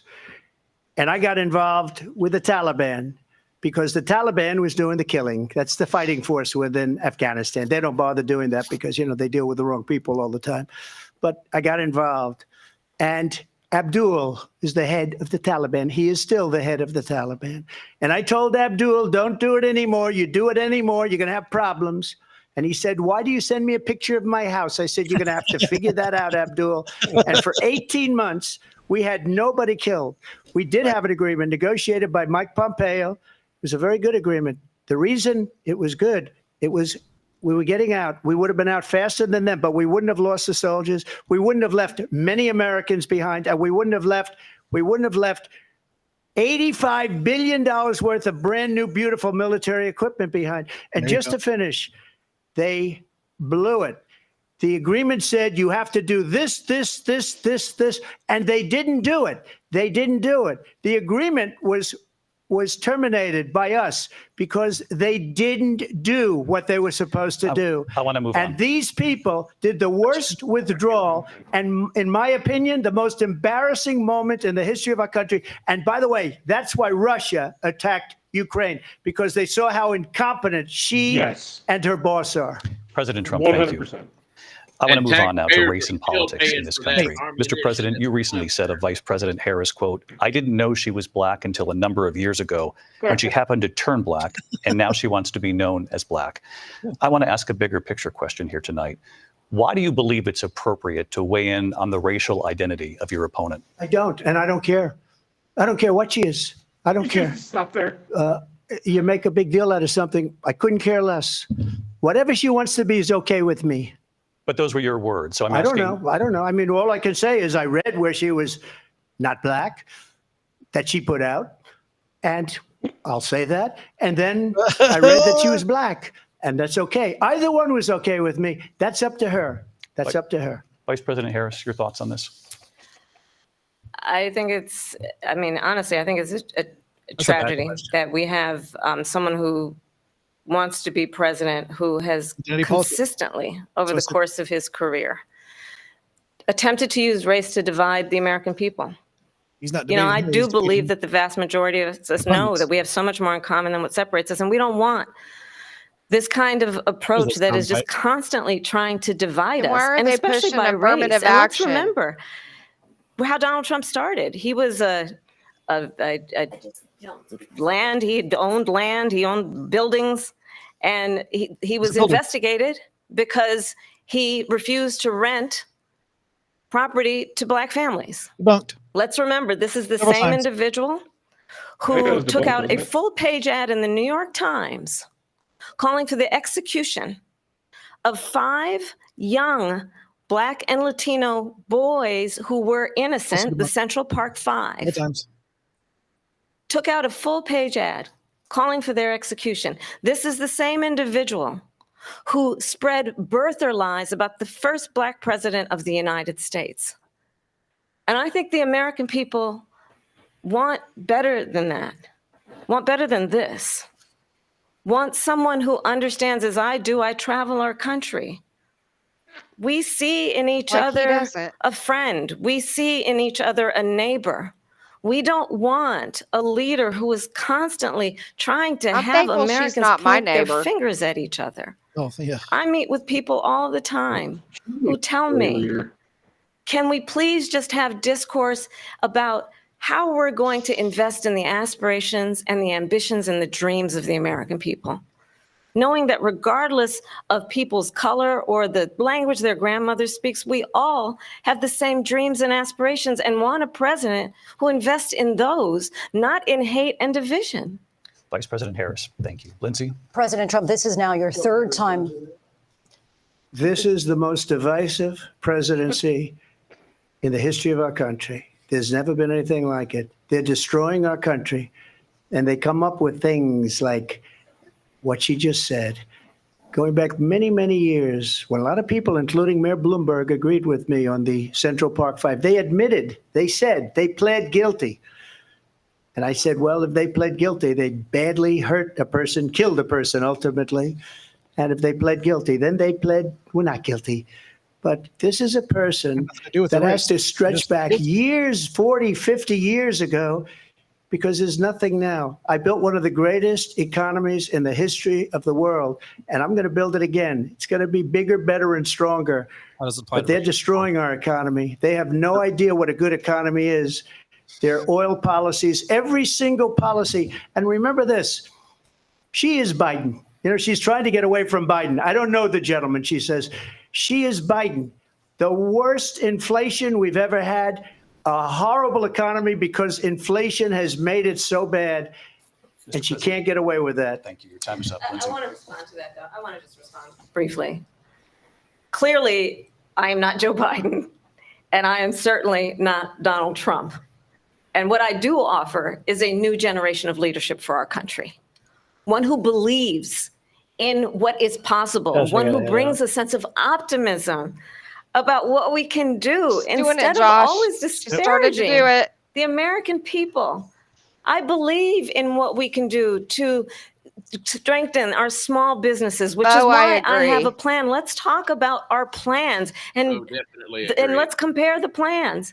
I have a plan to give startup businesses $50,000 tax deduction to pursue their ambitions, their innovation, their ideas, their hard work. I have a plan, $6,000 for young families for the first year of your child's life to help you in that most critical stage of your child's development. I have a plan that is about allowing people to be able to pursue what has been fleeting in terms of the American dream by offering a help with down payment of $25,000 down payment assistance for first-time home buyers.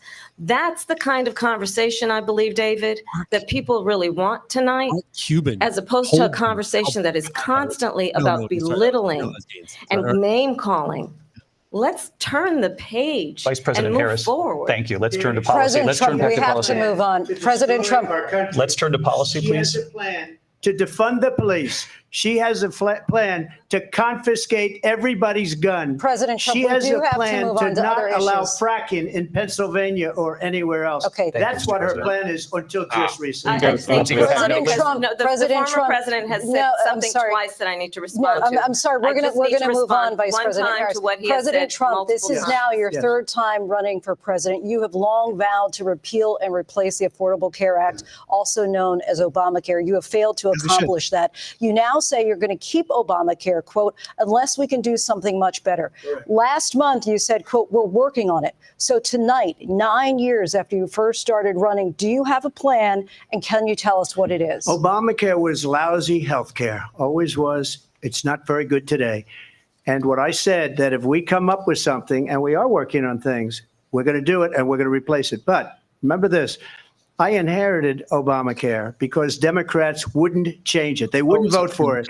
They were unanimous. They wouldn't vote to change it. If they would have done that, we would have had a much better plan than Obamacare. But the Democrats came up. They wouldn't vote for it. I had a choice to make when I was president. Do I save it and make it as good as it can be, never going to be great, or do I let it rot? And I felt I had an obligation, even though politically it would have been good to just let it rot and let it go away. I decided, and I told my people, the top people, and they're very good people. I have a lot of good people in that administration. We read about the bad ones. We had some real bad ones too, and so do they. They have really bad ones. The difference is they don't get rid of them. But let me just explain. I had a choice to make. Do I save it and make it as good as it can be, or do I let it rot? And I saved it. I did the right thing. But it's still never going to be great, and it's too expensive for people. And what we will do is we're looking at different plans. If we can come up with a plan that's going to cost our people, our population, less money and be better health care than Obamacare, then I would absolutely do it. But until then, I'd run it as good as it can be run. So just a yes or no, you still do not have a plan? I have concepts of a plan. I'm not president right now. But if we come up with something, I would only change it if we come up with something that's better and less expensive. And there are concepts and options we have to do that. And you'll be hearing about it in the not too distant future. Vice President Harris, in 2017, you supported Bernie Sanders' proposal to do away with private insurance and create a government-run healthcare system. 2 years later, you proposed a plan that included a private insurance option. What is your plan today? Well, first of all, I absolutely support, and over the last 4 years as vice president, private healthcare options. But what we need to do is maintain and grow the Affordable Care Act. But I'll get to that, Lindsay. I just need to respond to a previous point that the former president has made. I've made very clear my position on fracking. And then this business about taking everyone's guns away. Tim Walz and I are both gun owners. We're not taking anybody's guns away. So stop with the continuous lying about this stuff. Mandatory buyback. As it relates to the Affordable Care Act, understand, just look at the history to know where people stand. When Donald Trump was president, 60 times he tried to get rid of the Affordable Care Act. 60 times. I was a senator at the time when I will never forget the early morning hours when it was up for a vote in the United States Senate. And the late, great John McCain, who you have disparaged as being, you don't like him, you said at the time, because he got caught. He was an American hero. The late, great John McCain, I will never forget that night, walked onto the Senate floor and said, no, you don't. No, you don't. No, you don't get rid of the Affordable Care Act. You have no plan. And what the Affordable Care Act has done is eliminate the ability of insurance companies to deny people with pre-existing conditions. I don't have to tell the people watching tonight, you remember what that was like? It's also raised. Remember when an insurance company could deny if a child had asthma, if someone was a breast cancer survivor, if a grandparent had diabetes? And thankfully, as I've been vice president and we over the last 4 years have strengthened the Affordable Care Act, we have allowed for the first time Medicare to negotiate drug prices on behalf of you, the American people. Donald Trump said he was going to allow Medicare to negotiate drug prices. He never did. We did. And now we have capped the cost of insulin at $35 a month. Since I've been vice president, we have capped the cost of prescription medication for seniors at $2,000 a year. And when I am president, we will do that for all people, understanding that the value I bring to this is that access to health care should be a right and not just a privilege of those who can afford it. And the plan has to be to strengthen the Affordable Care Act, not get rid of it. Vice President Harris, in terms of where Donald Trump stands on that. I want to move to an issue that's important for a lot of... She made a mistake. At number one, John McCain fought Obamacare for 10 years. But it wasn't only him. It were all of the Democrats that kept it going. And you know what? We can do much better than Obamacare, much less money. But she won't improve private insurance for people, private medical insurance. That's another thing she doesn't want to get. People are paying privately for insurance that have worked hard and made money, and they want to have private. She wants everybody to be on government insurance where you wait 6 months for an operation that you need immediately. President Trump, thank you. We have another issue that we'd like to get to that's important for a number of Americans, in particular younger voters, and that's climate change. President Trump, with regard to the environment, you say that we have to have clean air and clean water. Vice President Harris, you call climate change an existential threat. The question to you both tonight is, what would you do to fight climate change? And Vice President Harris, we'll start with you. 1 minute for you each. Well, the former president had said that climate change is a hoax. It is. And what we know is that it is very real. You ask anyone who lives in a state who has experienced these extreme weather occurrences, who now is either being denied home insurance or it's being jacked up. You ask anybody who has been the victim of what that means in terms of losing their home, having nowhere to go. We know that we can actually deal with this issue. The young people of America care deeply about this issue. And I am proud that as vice president over the last 4 years, we have invested $1 trillion in a clean energy economy, while we have also increased domestic gas production to historic levels. We have created over 800,000 new manufacturing jobs while I have been vice president. We have invested in clean energy to the point that we are opening up factories around the world. Donald Trump said he was going to create manufacturing jobs. He lost manufacturing jobs. And I'm also proud to have the endorsement of the United Auto Workers and Sean Fain, who also know that part of building a clean energy economy includes investing in American-made products, American automobiles. It includes growing what we can do around American manufacturing that are imported. And opening up auto plants, not closing them like happened under Donald Trump. Vice President Harris, thank you. That didn't happen under Donald Trump. Let me just tell you, they lost 10,000 manufacturing jobs. this last month. It's going, they're all leaving. They're building big auto plants in Mexico, in many cases owned by China. They're building these massive plants, and they think they're going to sell their cars into the United States because of these people. What they have given to China is unbelievable. But we're not going to let that. We'll put tariffs on those cars so they can't come into our country, because they will kill the United Auto Workers and any auto worker, whether it's in Detroit or South Carolina or any other place. What they've done to business and manufacturing in this country is horrible. We have nothing because they refuse. You know, Biden doesn't go after people because supposedly China paid him millions of dollars. He's afraid to do it. Between him and his son, they get all this money from Ukraine. They get all this money from all of these different countries. And then you wonder, why is he so loyal to this one, that one, Ukraine, China? Why is he? Why did he get $3.5 million from the mayor of Moscow's wife? Why did she pay him $3.5 million? This is a crooked administration, and they're selling our country down the tubes. President Trump, thank you. Thank you. We'll be right back with closing statements from both of our candidates. An historic night, this ABC News presidential debate from Philadelphia. Back in a moment. Thank God it's almost over. Yeah, this has been rough. He didn't bring up the oh shit. Sorry, I just had a brain fart. Well, I can honestly say anyone that is working on a line in an auto plant, over 75% of them aren't buying the whole upper management deal of the UAW. Part of the union that endorses Kamala Harris, they don't speak for every member of the IUPAT. They only speak for who's up there collecting a check off of everyone that's putting in the hours. And that's what I'm hearing. Union is good, but it's not speaking to all the people. And I'm kind of tired of my tax dollars, my union dollars, union dues going to crap. Yeah, I can and lose a union years. Union leadership is the problem. They're the ones that are saying that they're endorsing, but it's always the union workers that are like, no, we're middle America.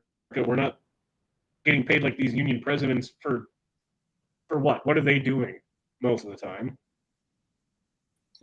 Making rules and regulations that make it difficult for the union worker. Exactly. Listen, and then they always And on go the other full- side of it, on the business side of it, making it hard to fire anybody who's worthless. Very much so. Yes, I agree with that. There's plenty of that goes on. The Chrysler plant, the transmission plant up there in Kokomo.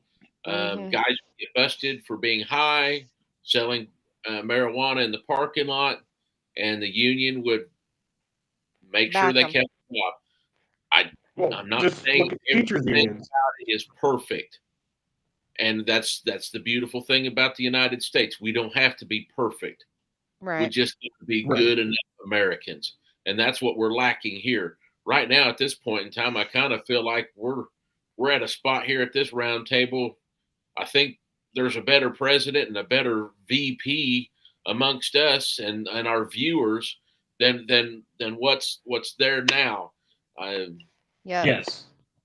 Hey, if 90 million people will vote for us, let's go for it. I have to go into the comment section real quick because I want to read what Bo said. He was talking about Kamala Harris. He said, "I struggle with her voice. It gets more nasal the more condescending she gets. Reminds me of my ex-wife, like scratching on a chalkboard." I know.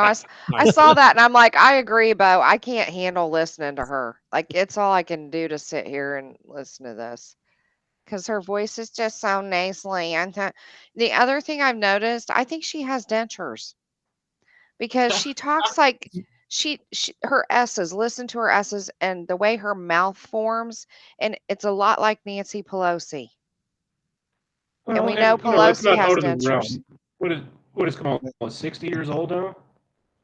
I don't know, but something's wrong.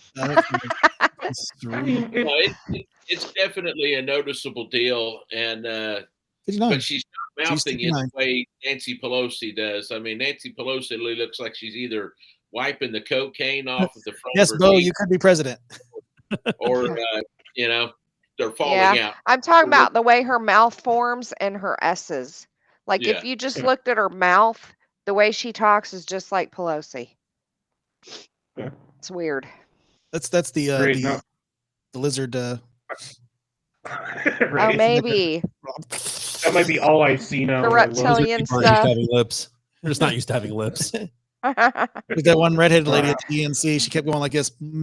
Oh, that was so terrible. Just like, so weird. I thought that was like a mental thing or something. I don't know what was going on there, but it was. Her tongue was like a log too. It wasn't shaped right. It was like a log coming out. Yeah. all she was missing was like some talons going. and some sideways And the blinking eyes. split. Yeah. The split in her tongue. Yeah. Yes. But, I mean, if she's a frog, she's probably gay, because like Alex Jones says that they're turning the freaking frogs gay. Look what Bo's comment Look it up. says. I have the papers. They're turning the frogs gay. Bo's comment says she got snap-on teeth. Hey, that's some high quality stuff there. Some Snap on. Take those out before she does it. Maybe she had chicken. Got that one little piece that snuck in there. I can't say anything. I gotta talk. I'm not gonna lie. One of the times I was off camera and Mike, I was scarfing down Doritos. I was hungry. I was stress eating. Cat flavored, not the Not Kamala cat Harris. flavored. The American people know we all have so much more in common than what separates Watch your us. mouth, folks. And we can chart a new way forward. And a vision of that includes having a plan, understanding the aspirations, the dreams, the hopes, the ambition of the American people, which is why I intend to create an opportunity economy, investing in small businesses, in new families, in what we can do around protecting seniors, what we can do that is about giving hardworking folks a break and bringing down the cost of living. I believe in what we can do together that is about sustaining America's standing in the world and ensuring that we have the respect that we so rightly deserve, including respecting our military and ensuring we have the most lethal fighting force in the world.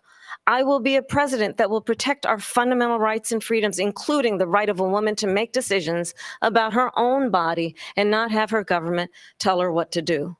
I'll tell you, I started my career as a prosecutor. I was a DA, I was an attorney general, a United States senator, and now vice president. I've only had one client, the people.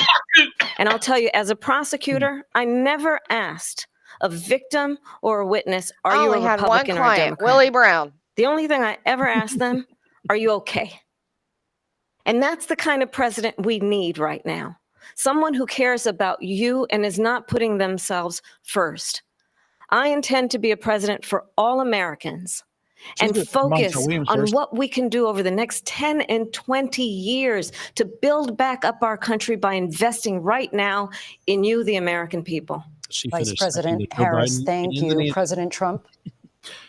So she just started by saying she's going to do this, she's going to do that, she's going to do all these wonderful things. Why hasn't she done it? She's been there for 3.5 years. They've had 3.5 years to fix the border.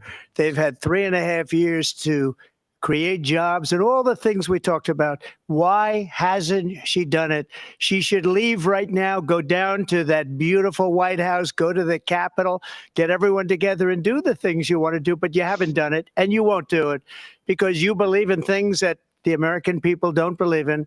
You believe in things like we're not going to frack. We're not going to take fossil fuel. We're not going to do things that are going to make this country strong, whether you like it or not. Germany tried that, and within 1 year, they were back to building normal energy plants. We're not ready for it. We can't sacrifice our country for the sake of bad vision. But I just ask one simple question. Why didn't she do it? We're a failing nation.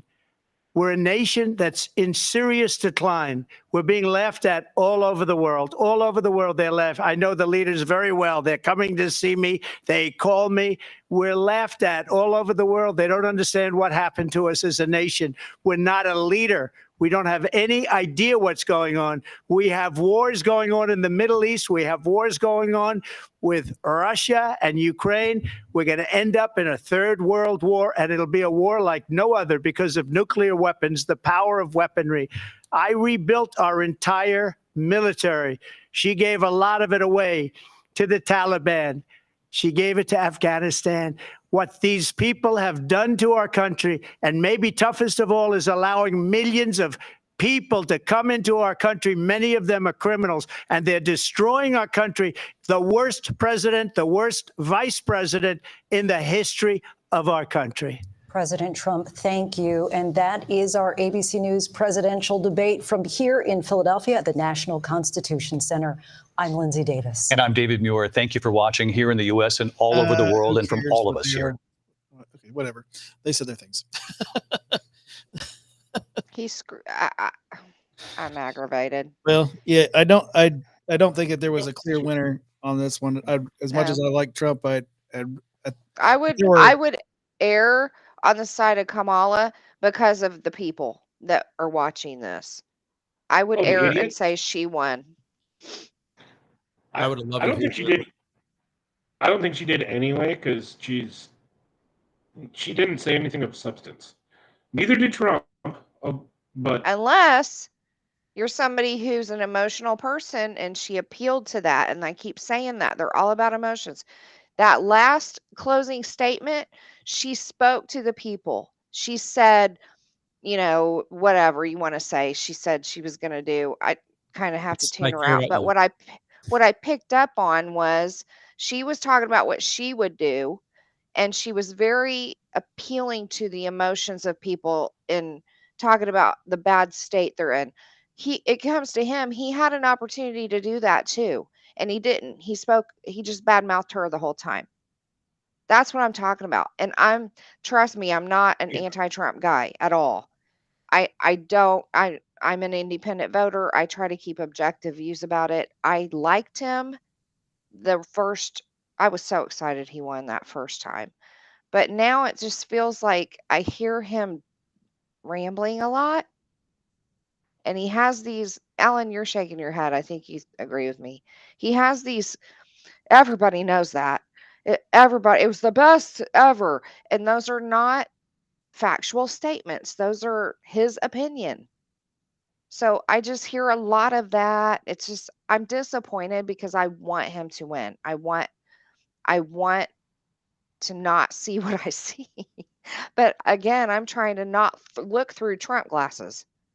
I'm trying to look through the objective glasses. Well, and another thing you could, if you're looking through the objective glasses, is that if you're just looking at what Trump had to deal with, he wasn't debating her most of the time. Most of the time, he had to debate the moderators. I agree. Alleged moderators. I agree 100%. But we knew that was going to happen. Yeah, but most of the questions were very poignant, directly towards him and his past, or something had something to do with way back when. What about now? What about what we're doing? What are we doing now, and how are we going to move forward? That's. I think it's both. I think that Trump, you said this in the past, and then they didn't, show the context a little bit. It was like, Trump, you did this, you did that, and then in addition to that, all the questions they were asking, it's ironic because they're all things that a Democrat would subscribe to, and they're being posed to a conservative Republican.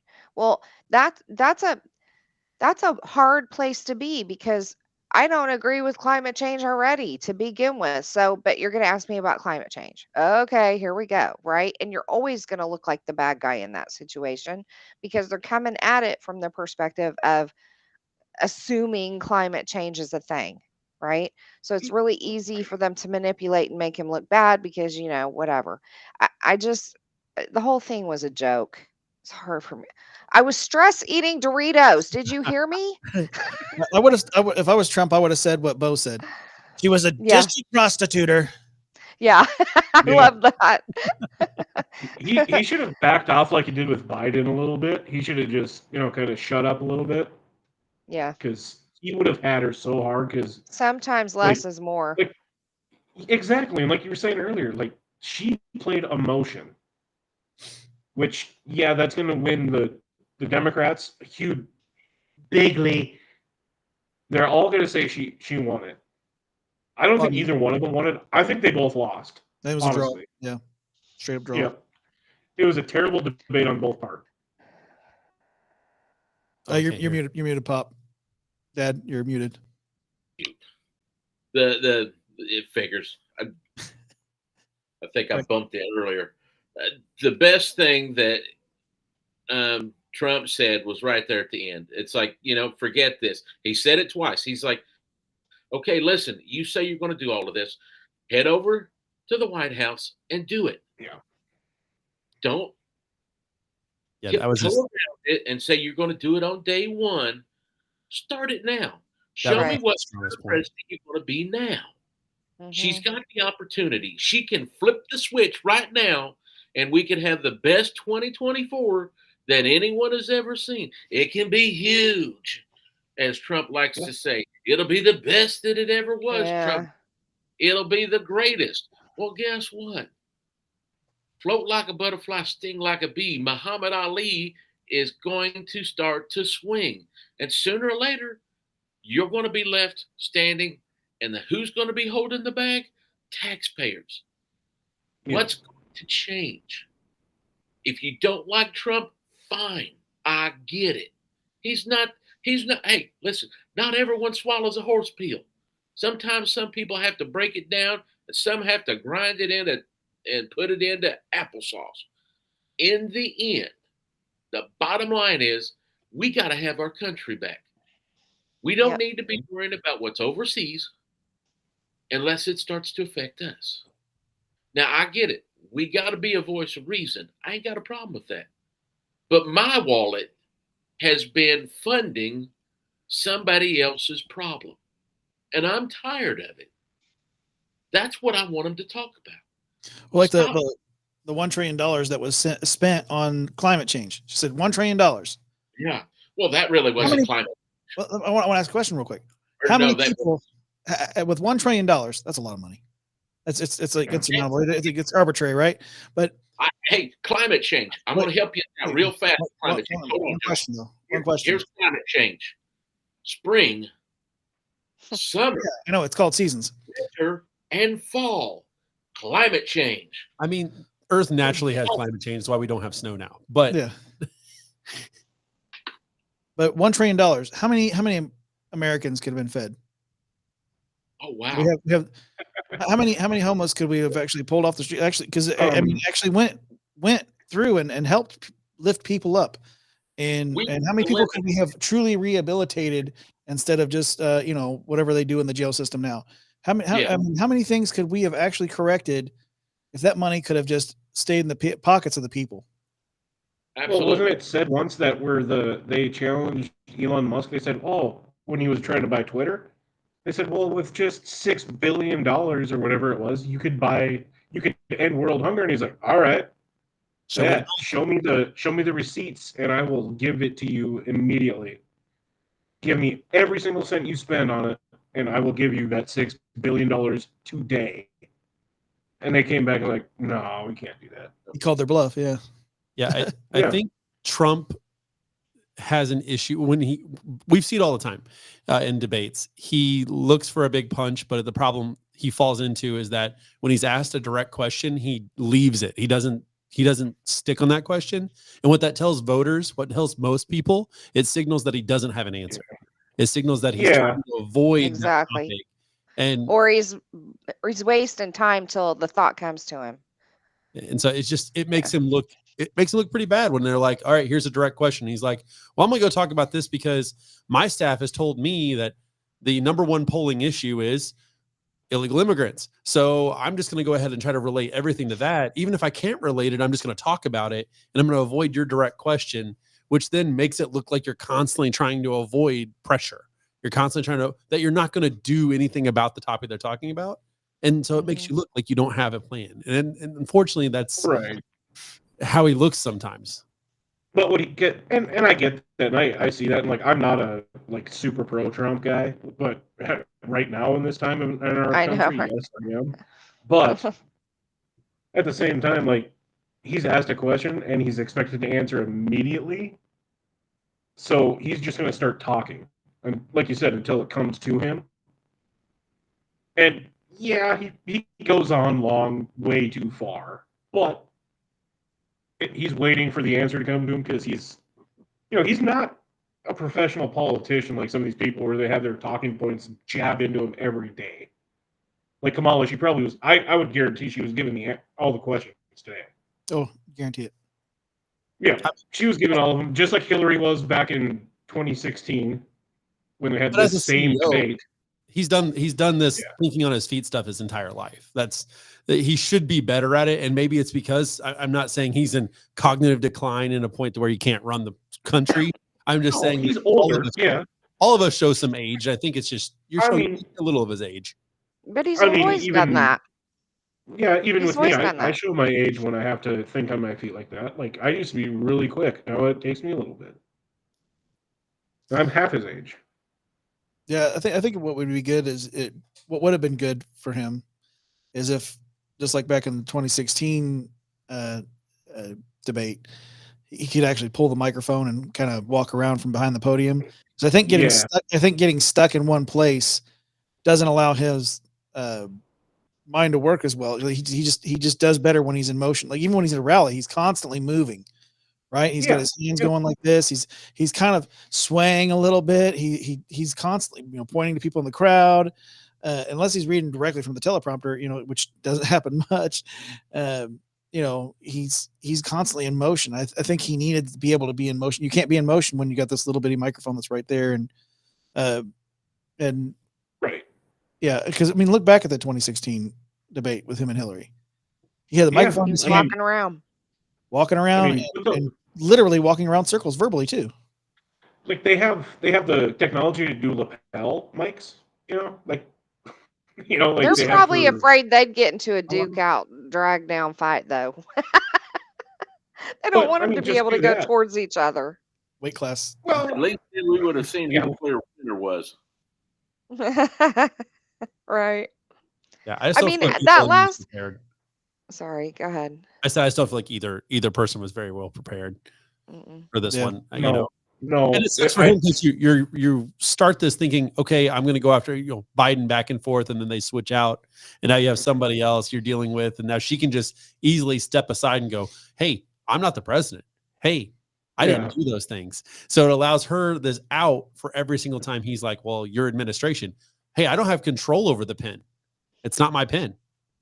So she has a constant out, and it's very hard. I don't know. It's very hard for him to prepare for something like that. And I think he went in thinking he was going to end her like he did Joe Biden. Yeah. He went in too confident. He should have actually saw her as an adversary, and then he could have probably absolutely whooped her in this. Because he's by far smarter than her. He was getting heated at a point, and that's not like him.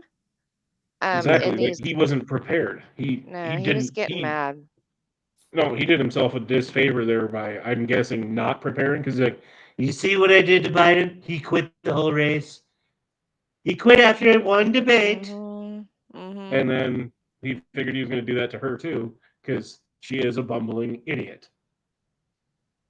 But he did make one good point with that, though, is the fact that that Biden got 14 million votes to get the Democrat nomination, and she got 0. Yes. No, the points he did drive home were very good points, and that's winning points. But her emotional bullshit got a little further. Yeah. Because Bo's still with us on the chat here. He said, "We are all well studied politically. Most people just know that they are poorer now than before, and that's about as much as much politics as the average person thinks about." So they didn't even probably watch this debate. They didn't watch us. They didn't watch whoever had their lives, because they're not worried about it. They know they're poor now, and they had more money during Trump, so they're thinking, "Oh, I'll just vote Trump because and fair enough, right? Because Trump does need to win this regardless. And we've got JD Vance right there, vice president to back up anything if something, God forbid, were to happen to Trump. But I feel like something else is going to happen because there's already been, the shot. Luckily, it was only his ear. But then they had this the other attempt where the guy tried to jump up on the stage here recently, also in the same state, the same state where the crooks tried to shoot him. And then I was surprised there wasn't something tonight, even though they said there was no audience. Like Bo Burnett just said, he says, I don't know what you all saw. I thought she was horrible when Trump was just Trump. Yeah, he wasn't. That's a problem. We don't want him to be like Trump. We want him to be the Trump from the first debate, where he absolutely destroyed Biden by just letting him talk himself down. Yeah, that would have been far more effective. Yeah, and I'm saying again, I'm looking at it through objective glasses, and I'm telling you, she is going to get a bump in the polls from this. I think people are going to see that she was more attractive. I'll put it that way. Not physically, I'm talking about she was attractive because of the way that she said things and appealed to emotions and, all of that. I think she's going to get a bump in the polls. We'll see. Yeah. If I'm right, I'm going to come back and say, boom, told ya. I'm sure that she'll get a little bump, but the thing is, I think she'll get a big bump. This is the only place that people have seen her talk. And she has been not talking to them because the media has been very upset at the fact that she's not been talking. Even MSNBC, they were like, "Look, we're not getting any interviews with her. We're not getting." It's like she had the one interview, so that'll just be another little honeymoon period, and then it'll fade away just like. I hope you're right. I don't know. I know it will because she can't handle having a straight up interview one-on-one with someone. But you have to understand, people that don't follow politics don't give a crap about that. They don't. And that's the majority of people. They don't care if she's talking or not. That was their strategy with Biden, and it worked. Then you go back them out of the limelight. They know they're poorer now than they were before. Yeah. So yeah, I kind of wish. And I'm hoping I hope that stands. I was really hoping he was going to lean into the fact of just simply saying, like, well, you know what to expect from me. You know what you had in your pocket. You know, me too. You know what you made every week when it came to me. Now you've seen 3.5 years of what she can do, and she's keeping the same administration. Sorry, go ahead. No, go ahead. I really wish he would have pointed out that, okay, great, you're going to change the figurehead, but they're keeping every single person that they've had the entire time. And so just pointing that, go, hey, you know what to expect from me. You know what to expect from all the people who are really going to be running the country while your figurehead's sitting in an office. And you see how that affects your bottom line and how it affects you being able to take care of your family. I totally agree with that. And if he had done that, he could have just dropped the mic at that point. Yeah. The facts are the facts and not droned on and not, we wouldn't even have to go into all the other stuff. Let's hope that there's at least one more debate before actual election. I saw on X that she said absolutely not already. So we'll see if it's true. But I had seen that she said no to the other two, I believe. There was one more. Should have been one more. A total of 3. It was absolutely not for the Fox News one, but the there's one more because Biden agreed to 3, right? Yeah. Yeah. And there's been 2 now. And she wanted all the same rules. Yep. But then apparently she already said no to this next one that's coming up here in a couple of weeks. I'm not sure if that's entirely true, but that's what I saw. She'd be wise to. I'm not going to lie. She would, because I think Trump's team would tell her or tell him, hey, remember what you did with Biden? Just stay back, shut up, and hammer home the 2-3 points that you were better at almost everything. Mm-hmm. Just and lie again. And continue lying because people don't challenge that. They get by with that. Yeah, let's just hope she gets a little too cocky and decides that she might get a bigger bump if she tries again. Oh, or let's hope she does an actual live interview. That's what I'm hoping for. That's Good night, what I'm Danny. Actually, you know what? I might go out on X and start saying that she won it just for that. I think we all need to do that. Get out there and pump her up. Say how much she beat him by on this one, and maybe she'll do an interview. Yes. An actual interview would be devastation for her entire campaign. Yeah. Agree. I'm man alive. I wished he would have. If he would have handled this debate the way he handled his second interview that was with that MIT dude that talked way too slow. I think if he would have played in to that and just kept it ultra, if he had channeled his inner Snoop Dogg, I think this would have been the perfect debate because it would have completely messed with her. She, and I will throw the conspiracy out. It looked like there was something black in her ear, and it wasn't earwax. If you go back and view, there is a dark spot on her left ear. I didn't kind of caught a glimpse of it. Her left ear. Kind of go back. Maybe I'm wrong, but I still feel like she knew what was going to be asked. They spoon-fed her a 2-month worth of practice on how to debate this. And if she come out, well, we already know the media is going to say she won, and that's going to be the end of it. But it comes down to he has got to find a lane and stick in it. He needs to just stay on the focus of the common man and woman. And what he's going to do, not what she did. Yeah. And hammer on the point that he always says, because they're coming after you. I'm just in the way. He needs to keep repeating that. That's a line that he can repeat over and over, because that's the one that really people gravitate towards. Yeah. But there's got to be. I hope enough people stayed up to watch, but I know the working man still had to do exactly what he had to do, and he had to turn off because in the end. Yeah, I noticed that our numbers went down that last 20 minutes. It just the working man. Bye, Bo. Even Bo's out now, so Bye, Bo. The working man has got to get up, and guess what? He's got to go earn his dollars so he can send his 30 cents to the government, so they can waste that 30 cents wherever they're going to waste it at. It's time America wake up. Two-party system isn't getting it. It's not strong enough for the independent. And it's time the voice of the people starts singing a whole lot louder than these idiots that are on Capitol Hill now. January 6th, that was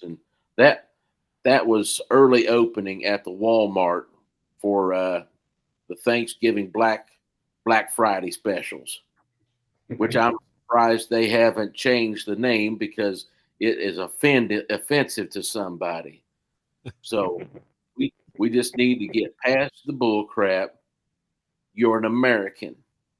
We need to work together to get along with the philosophies of life, liberty, and the pursuit of happiness. And all of that is conceived in our Heavenly Father up above. And with that, I must bid yins adieu. Well, just before you go, did you during the beginning here, did you happen to see the Commie and the Bandit video that we watched? No, probably not. All right, so we'll leave everybody, the handful of people that are watching here. We'll leave them with the Commie and the Bandit video that we started with. Thank you, Crystal. Thank you, Jason. Thank you, Pop. Thank you, Alan. Oh, yeah, you're welcome. And thank you, me, I guess. Yeah, thank you, Josh. And we'll see you all in the next whatever we happen to live stream. Yep. Here it is, Commie and the Bandit.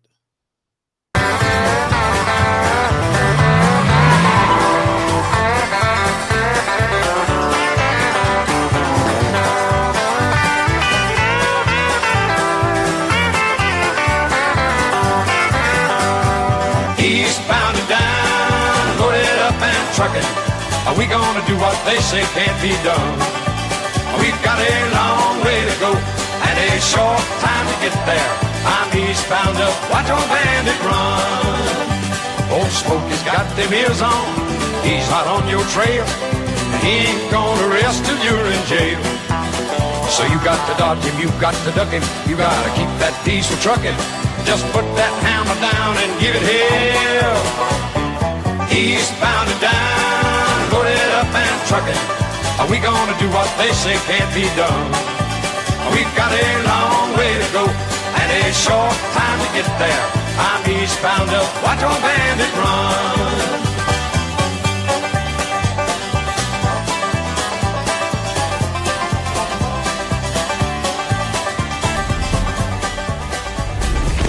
Good night, everybody.